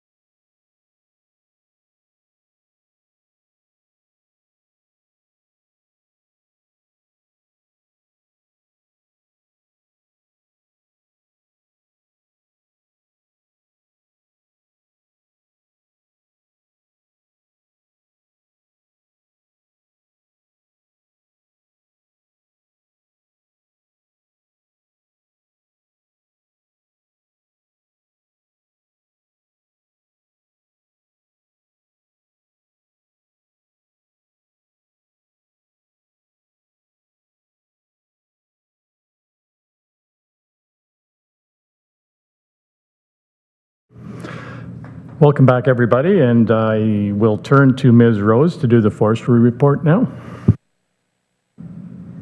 Thank you, Chair. This report is on page 107 of your package. So the first item is for information, an update about our Forest Stewardship Council, or FSC, certification. So the county forest has been FSC certified since 2009, but the standard that we're certified to has been under review since 2016. We've provided concerns and a number of comments at multiple consultation stages since then, but the issues remain in the final draft. So I just wanted to bring this to your attention, with probably more to come as we continue to evaluate and encourage possibly other options if necessary through our group certification holder. So we are part of an umbrella of certified forests, community forests, small woodlot owners, and conservation authorities through the Eastern Ontario Model Forest, which is now headed up by the Ontario Woodlot Association. So we're working with them to see if this is a deal breaker, basically. The amount of administrative additional workload and paperwork for the scale of our forest just doesn't make sense. So there'll be more information to come on this as it becomes available. Item number 2 is just an update about community outreach over the last month. We were invited to speak at a breakfast for volunteers from the Bernadette McCann Center for International Women's Day. Attended a monthly board meeting of the Shawwoods Outdoor Education Center with Chair Brose and my role as an advisor. That was on March 23rd. As always, a great meeting, a couple informations of note that are relevant perhaps to this committee. There was an Easter egg hunt this past weekend that I hear was a great success. That was hosted by the North Algona Wilberforce Township, well attended. And the co-chair of the Shawwoods Outdoor Education Center Board was presented recently to the Renfrew County Road Supervisors Association. There's been some issues of dogs off leash on site, so the board has made efforts to increase the knowledge that that's not permitted. And the new parking lot that was added for overflow parking just down the road from the regular parking has been really beneficial in reducing the side of the road parking. As always, the education programs are in high demand, and it seems like this year even more so, with most days being booked for the rest of the school year. Another education opportunity came up for a grade 9 class at Mackenzie Community School in Deep River about forestry. And I've been communicating with the Whitewater Heritage Society, who have recently expressed an interest in trail improvement and promotion at the Beachburg Tract. Item number 3 is correspondence from Forest Ontario to Warden Emo, thanking him for his assistance with a recent article and inviting him to a town hall and landowner workshop that will be held on Earth Day, April 22nd at the Horton Community Center, and that is included as Appendix 4.1 in your package. Item number 4 is an update on the Renfrew County Forest Harvest progress. So I just wanted to make a note that you saw in the update from 2022 that our harvest revenue was about $35,000 under budget, and that was because two of our harvest tenders asked for extension into this year because of the salvage operations that were taking place last year all over the county after the May windstorm. So I'm happy to report that those have already happened, and we've already met our target budget of $180,000 for this year, and I expect that we'll see about another $130 to $150 in revenue this year. So we will far surpass our revenue expectations for this year, making up for the shortfall from last year. And that just goes to show that forestry is kind of a boom and bust and unpredictable. We can make the wood ready for harvest, but it is really dependent on whether there's interest in harvesting that and capacity in the local industry. Item number 5 is just a note about the recruitment process. It's underway for a forestry technician, which was approved in the 2023 budget. And item number 6 is some information about carbon offset programs, which I will deliver a short presentation about, partially in open, partially in closed, due to some sensitive information about pricing and model outputs. Thank you, Ms. Rose. So we'll go back to information item number 1, the Forest Stewardship Council Standard. I just had a question. Why did they deem they need to change the certification process and create all this extra paperwork? That's an excellent question. There are reviews over time. This has been the first big one for the small landowner certificate since it was started in the mid-2000s.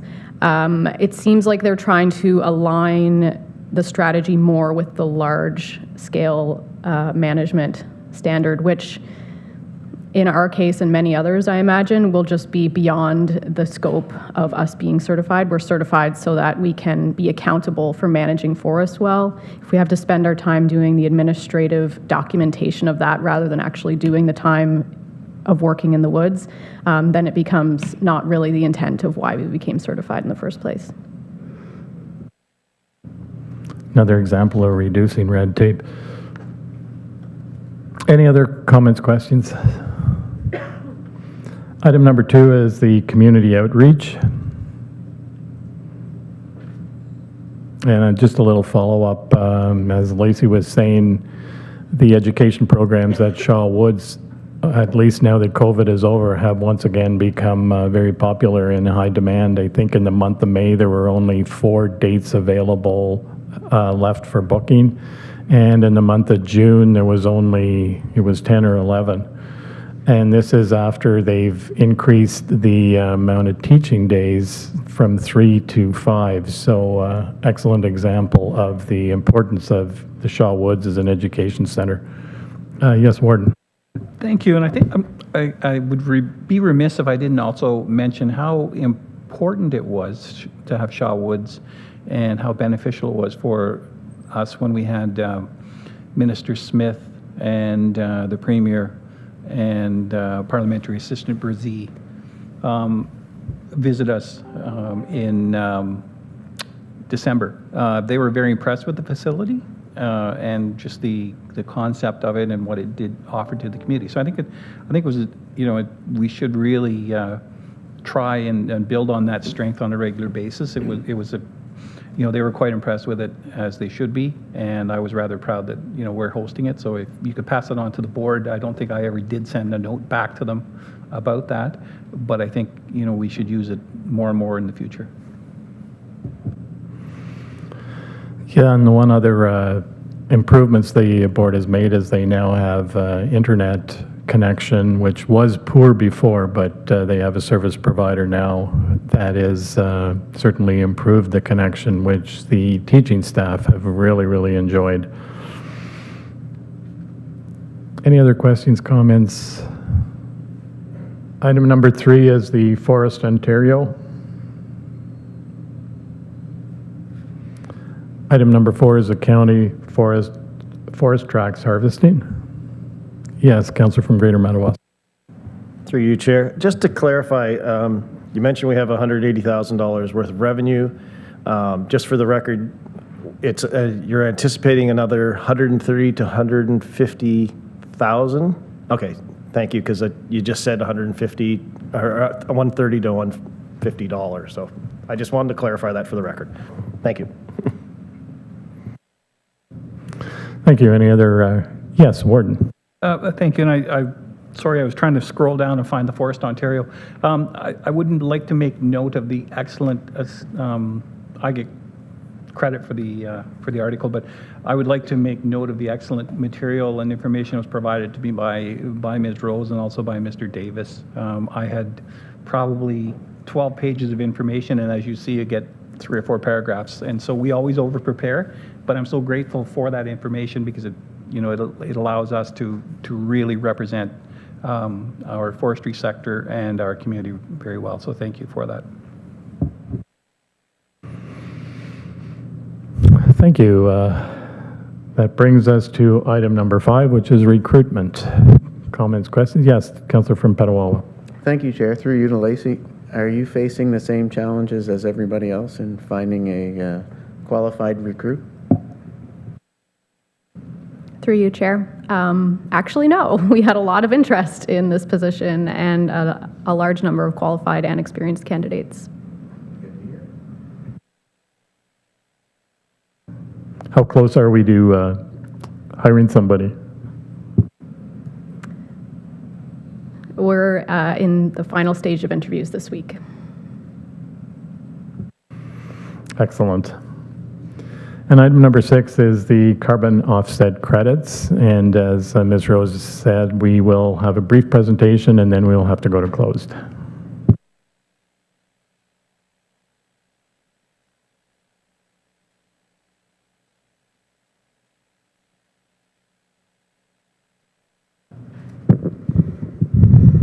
Okay, so this is a bit of a complicated topic, but I'm going to give you an overview and then get into a little bit more details.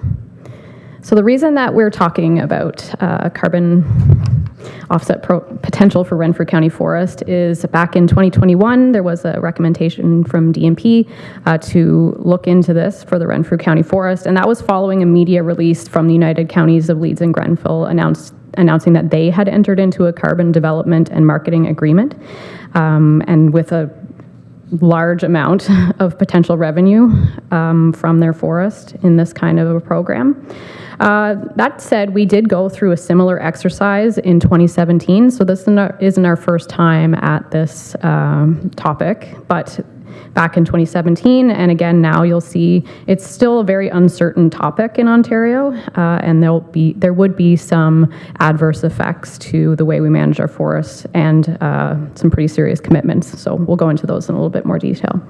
So what is a carbon offset program? It's basically a credit for greenhouse gas reductions, or CO2, achieved by one party, so theoretically us, that could be purchased and used to offset emissions of another party. So it's the polluter pays kind of concept of a large industry that doesn't have the capacity to reduce their carbon emissions, buying carbon credits to meet their obligations. And this is still a really new and developing topic. So there's two types of offset programs. The first is called voluntary offsets. This is a program that already exists, and you may have encountered it in your purchasing power as on your personal purchases.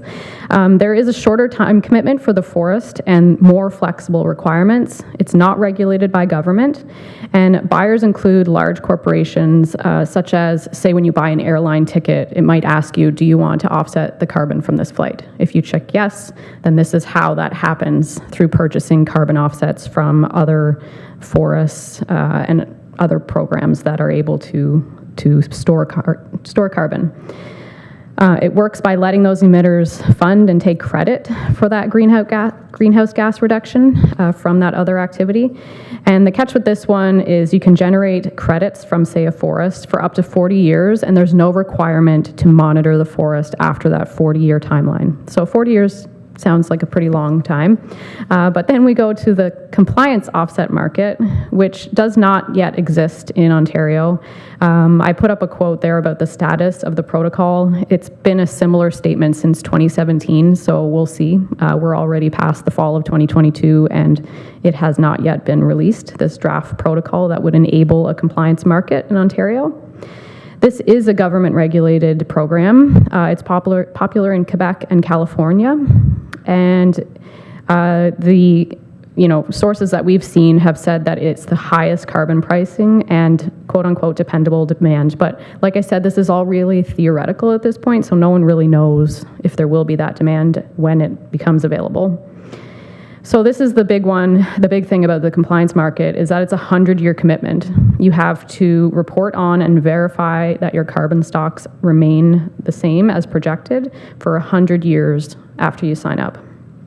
After 20 years, there's a new inventory and baseline, and you can potentially continue to generate credits if it is still a viable program. But even if it's not, you're still committed into that program for 100 years. So how does this apply to Renfrew County Forest? Private forest areas can qualify and sell offset credits as an improved forest management project. That means you have to do better than you're currently doing and show that you're sequestering more carbon than you would otherwise by improving or maintaining that sustainable forest management practices over the long term. Harvesting is still permitted, but there is some limitations there that we'll go into with a little bit more detail. So basically, the plus is we already have that long-term commitment to keeping forests as forests and sustainably managing the Renfrew County forest. But there's a lot of catches with this. You can't sell land or convert to non-forest, and the commitment goes with the title. So it's a pretty serious document to sign up for. Also, you must have and maintain third-party forest certification, which we do have, but as I just mentioned, we may end up looking at other options for third-party certification in the near future. So now we're going to move to a closed session. Thank you. So I'll need a mover and a seconder to go into closed. Moved by Councillor from Arnprior, seconded by Councillor from Laurentian Valley. All in favor? And that's carried. Thank you. We will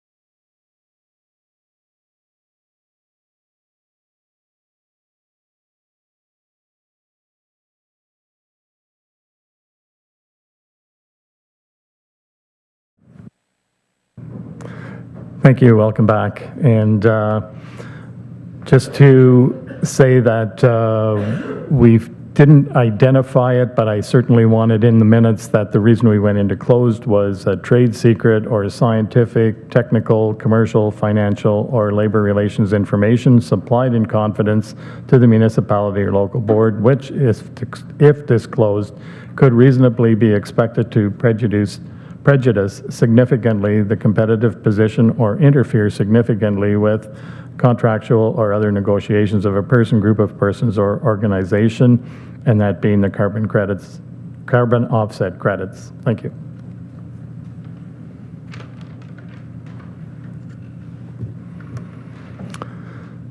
So they will then move on to our real estate division report, and Mr. Raditz, please. Thank you, Chair. Through you to the committee. The real estate report is found on page 110, and it's just an attached appendix. Outlines the projects that will be taking place this year in the real property portfolio.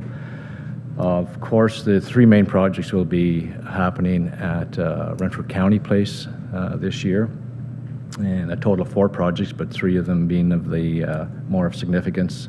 So we'll be doing about $1 million worth of projects at RCP this year. The one project for the paramedic shelter, that will be tendered this month. Actually, by the end of the week, I think we will have the tender out. And the other 2 tenders will happen in May. And the smaller projects will probably take place later this year in Q3 and early Q4. And Chair, that concludes my report. Thank you, Mr. Raditz. Any comments, questions? I see none. So then we will move to our Planning Services Division report. And Mr. Howarth, please. Thank you, Chair. The planning report is on the last page, I believe, of the committee's package, page 112. There are 2 information items, and I believe there's also on the desks of the councillors, there's 2 addendums that are not listed on the current package, but we do have 2 additional items to add. So the first information item is just an update with regards to Marshall's Bay Meadows. This is a subdivision, planned subdivision in Arnprior, and phase 3 and 4A of this planned subdivision were given final approval this past month, and this final approval will result in a total of 128 new dwellings. And for item 2 is also an information item, and I'm actually going to turn it over to our senior planner, Lindsay Bennett-Farquhar. If that's okay, Chair. Thank you. Thank you very much. And yes, please go ahead, Lindsay.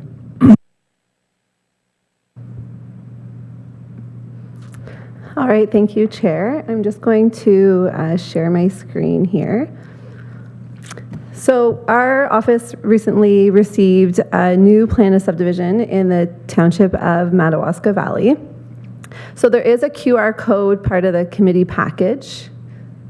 That's right. Yeah, so you can follow along if you'd like, so you can get your cell phone out and you would just open up your camera app and you can follow along on your cell phone if you like. This is what, the same thing would be what I'm showing on screen. So this website shows the information that we've received from the applicant. So we provided, so this is for Chippewa Shores Phase 2. So there is a summary here that shows the 5-lot subdivision that they have submitted for approval.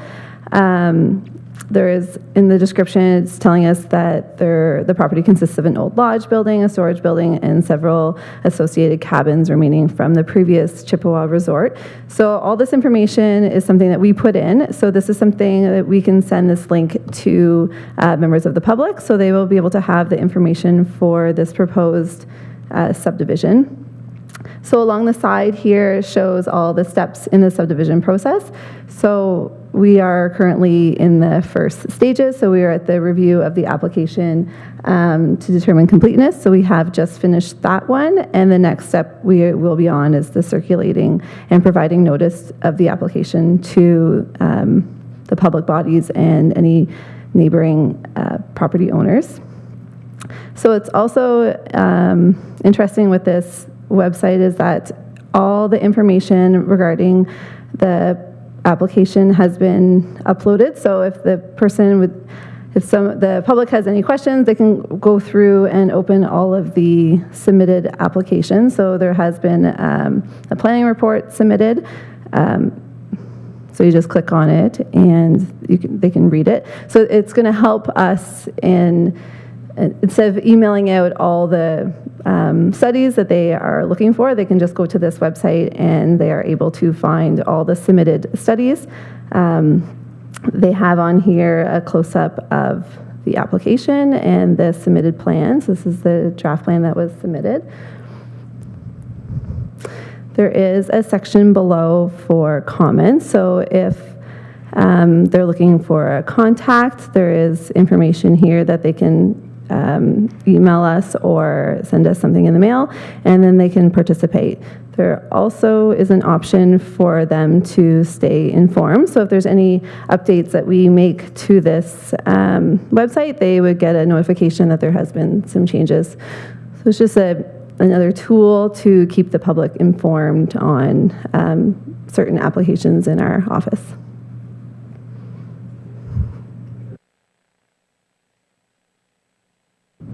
Yes, Mr. Davis. So thank you, Chair. So this is a prime example of the Zen City Engage program, which we talked about in the past. So through the municipal modernization grants, we were successful in hiring this company. Again, this is for public engagement. In the past, it'd be a challenge for the public to gain information just because of technology's emails going back and forth, to allow the public to be aware of where we're at in a planning process. So this is one of our first examples that we're using the Zen City Public Engage program. Again, as a reminder to each municipality has access to this website also. We'll encourage them to use it. We did a first training session with municipal staff just last week. And again, if you get a chance, by all means, reach out to us if you need additional support to do something similar for some of your projects in your municipalities using this new web application called Zen City. So thank you, Chair. Thank you for that. So we'll go back then to information item number 1, the Marshalls Bay Meadows update. Questions or comments? Seeing none, item number 2 is the Zen City Chippewa Shores. And are there any, yes, Councillor from Greater Madawaska. Thank you, Chair, through you. At the start of this, you said you can bring out your phone and hit the QR code. Fine, know how to do that.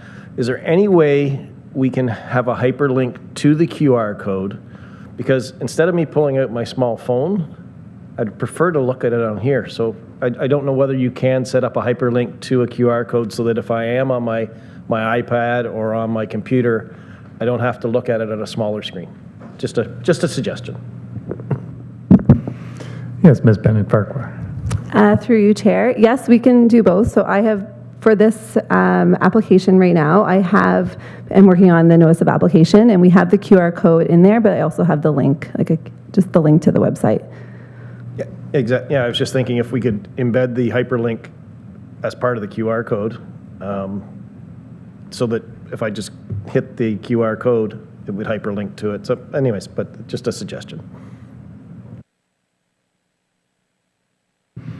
Councillor from McNabb Braeside. Thank you, Mr. Chair. The question is more about the Zen City aspect of this. So it will assist within public engagement, so the public can see the progress step by step along the way. Is that the main feature here? But due to the new acts being put through or have been put through, there's really no way for anybody to express their opposition to what's going on. They can see what's going on, but there's still no way to really express that in any way that will end up being productive. Do I have that correct?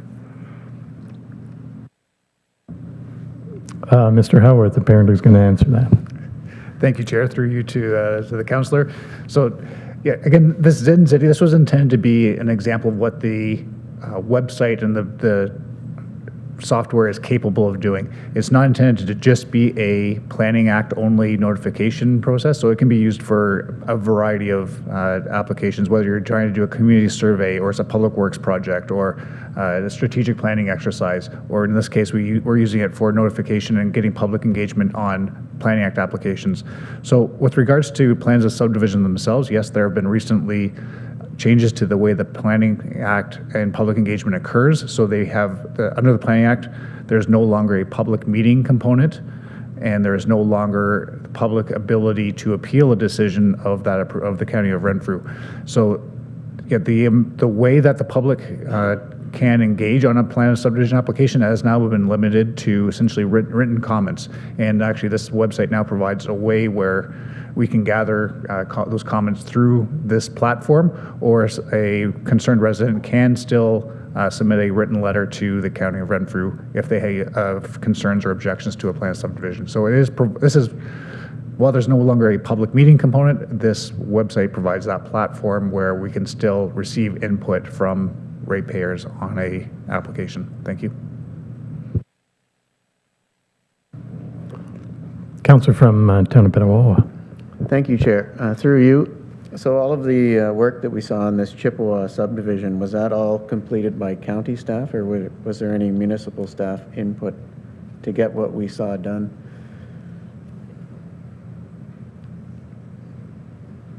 Mr. Howard. Thank you, Chair. Through you to the councillor. So the plans of subdivision are county approvals. So in this case, it was county staff who put that website and that engagement together. So any other subdivision developments that are ongoing right now, anywhere in the county, is there a page for all of those? Or do we have to, as a municipality, say, hey, look, even though you know what we have going, do we have to say we would like that done? Or is it just being done without us even asking? Thank you. So this is something that we will start using moving forward. So for new applications that we receive, we will start doing one for every plan of subdivision without the municipality asking. We are not backtracking and going back and re-advertising or providing that opportunity, because for our older plans of subdivision, the public engagement section has really been finalized. But for every new application that the county receives, the intention is to use this software for all applications moving forward without the request of the local municipality. Thank you. Are there any other questions, comments? Seeing none, then I'll go back to you, Mr. Howarth, on the addendum. Thank you, Chair. So in front of you, there's the first addendum is a bylaw, and maybe I'll start with the recommendation, and then I'll pause before I provide the background. So this is with regards to Official Plan Amendment 35, and we held the public meeting, a second public meeting earlier on this morning. The recommendation is that the Development and Property Committee recommends that County Council pass a bylaw to adopt and approve Official Plan Amendment number 35. You've heard the recommendation. Can I get a mover and a seconder? Moved by Councillor from Arnprior, seconded by Councillor from Laurentian Valley. Yeah, please go ahead with the background. Thank you, Chair. I'll try to be fairly brief because I know this has been in front of the committee in County Council a couple of times now, and we have now held two different public meetings. The first public meeting was held in December, and then we held another one this morning. So just to get in the way of background, two recent bills have been passed by the province that have made significant changes to the Planning Act. The first one was Bill 23, and the second one was Bill 109. And those changes to the Planning Act required that the county amend our official plan policies to react to that. So there's been a lot of consultation across the province, not only within the county and with our local municipalities. We formed a working group to look at these proposed changes and come up with recommendations and come up with a plan to move forward. But municipalities across Ontario have been updating and implementing revisions to address these new provincial changes.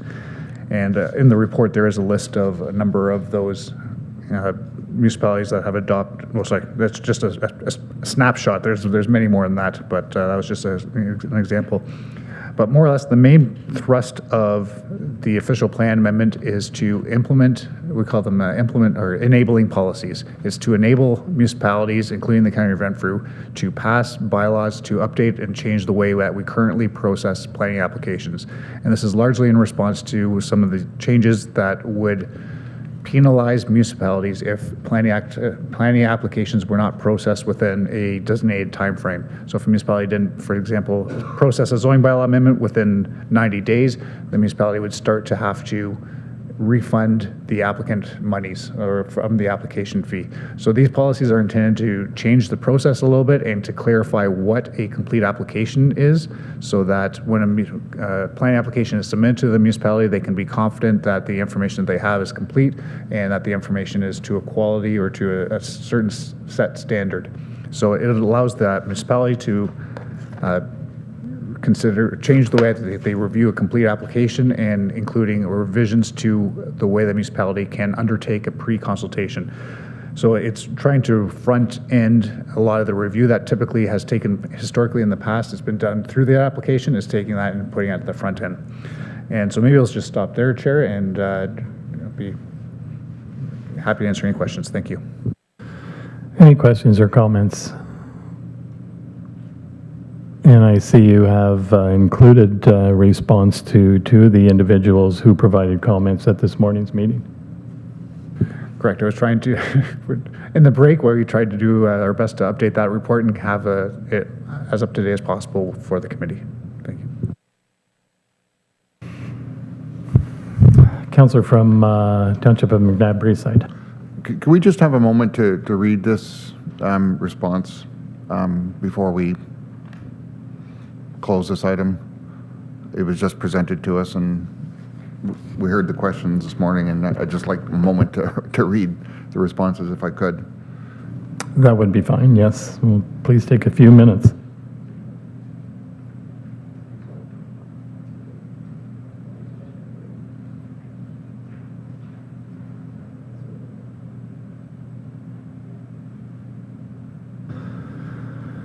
Would committee like to take a 10-minute break, or do you just want to read and continue?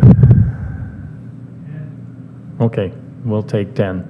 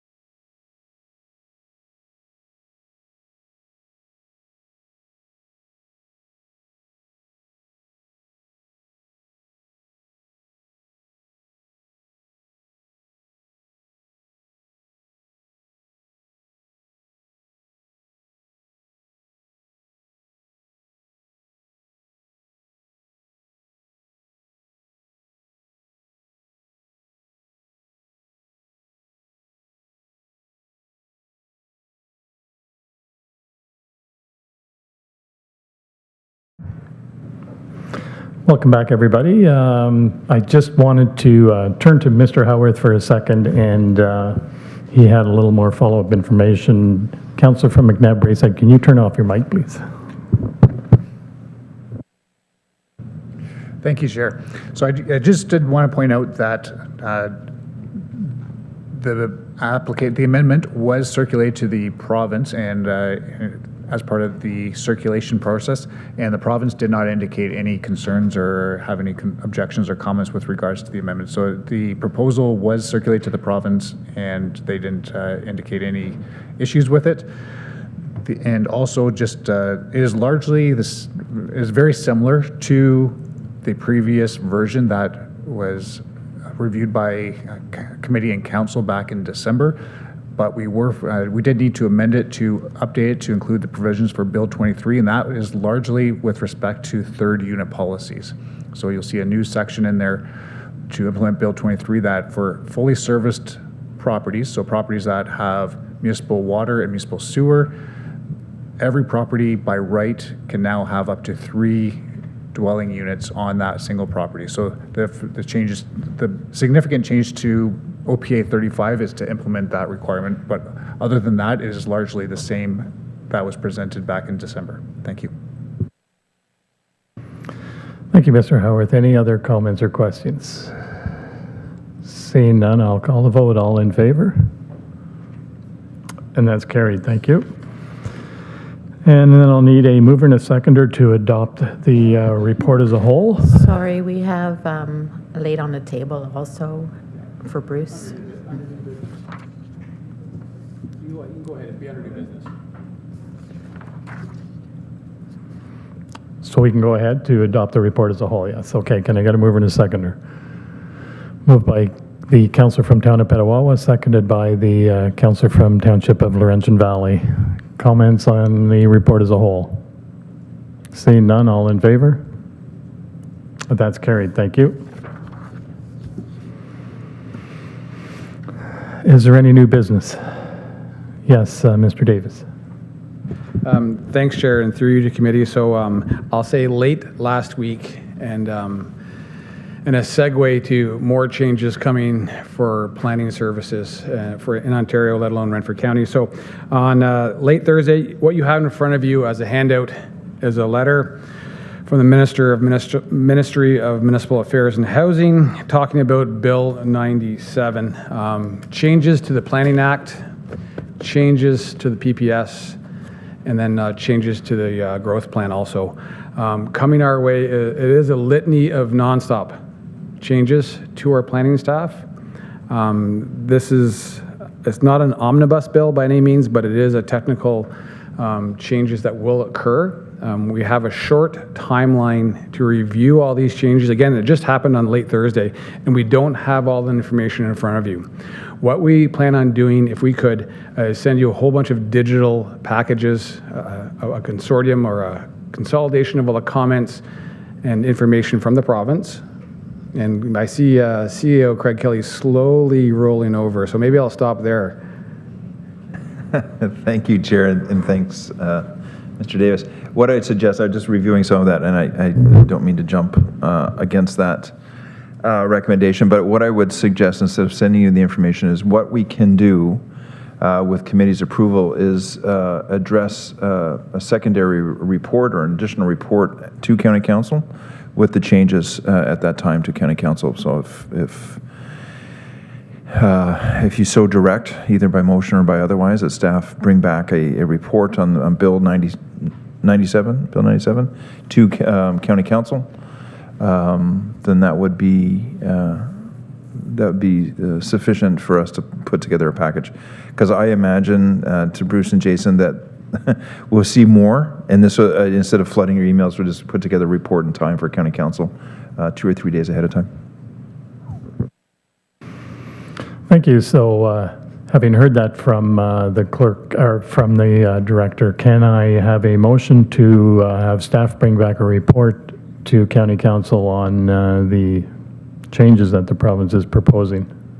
Moved by councillor from Township of Horton, seconded by councillor from Township of Greater Madawaska.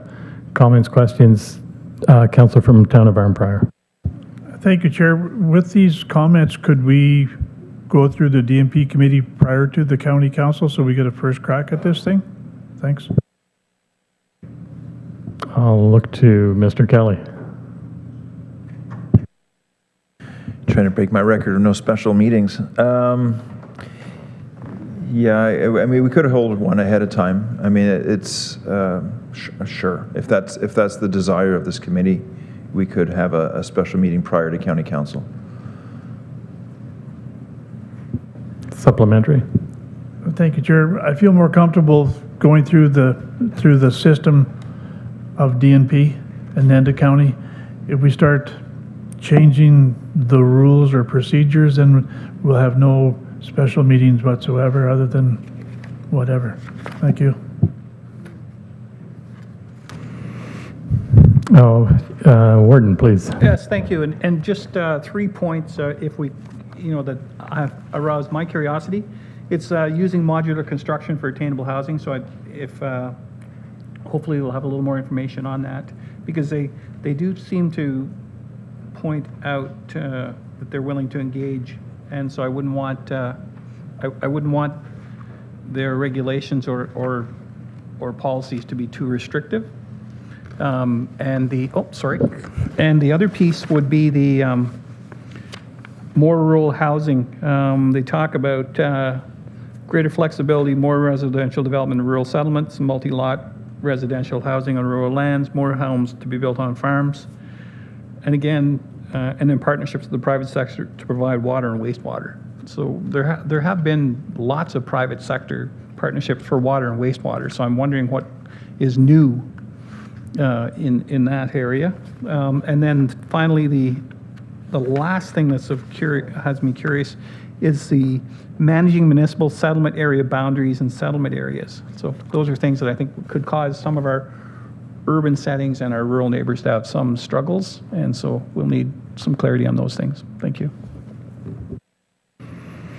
Thank you. And I guess the will of the committee is to have the special meeting before county council. No, that's fine. Yeah, we'll send out those arrangements. Thank you. Any other comments? Seeing none, then all in favor? That's carried. Now we will have to move into closed once again. To item number 1 is to discuss a proposed or pending acquisition or disposition of land by the municipality or local board regarding a property purchase. And item 2 is trade secret or scientific, technical, commercial, financial. We did that one already. Oh, we did that already, so we just have to do the one. Thank you. Can I get a mover and a seconder? Moved by Councillor from Town of Petawawa, seconded by Councillor from Town of Arnprior. All in favor? Thank you. We are now into closed.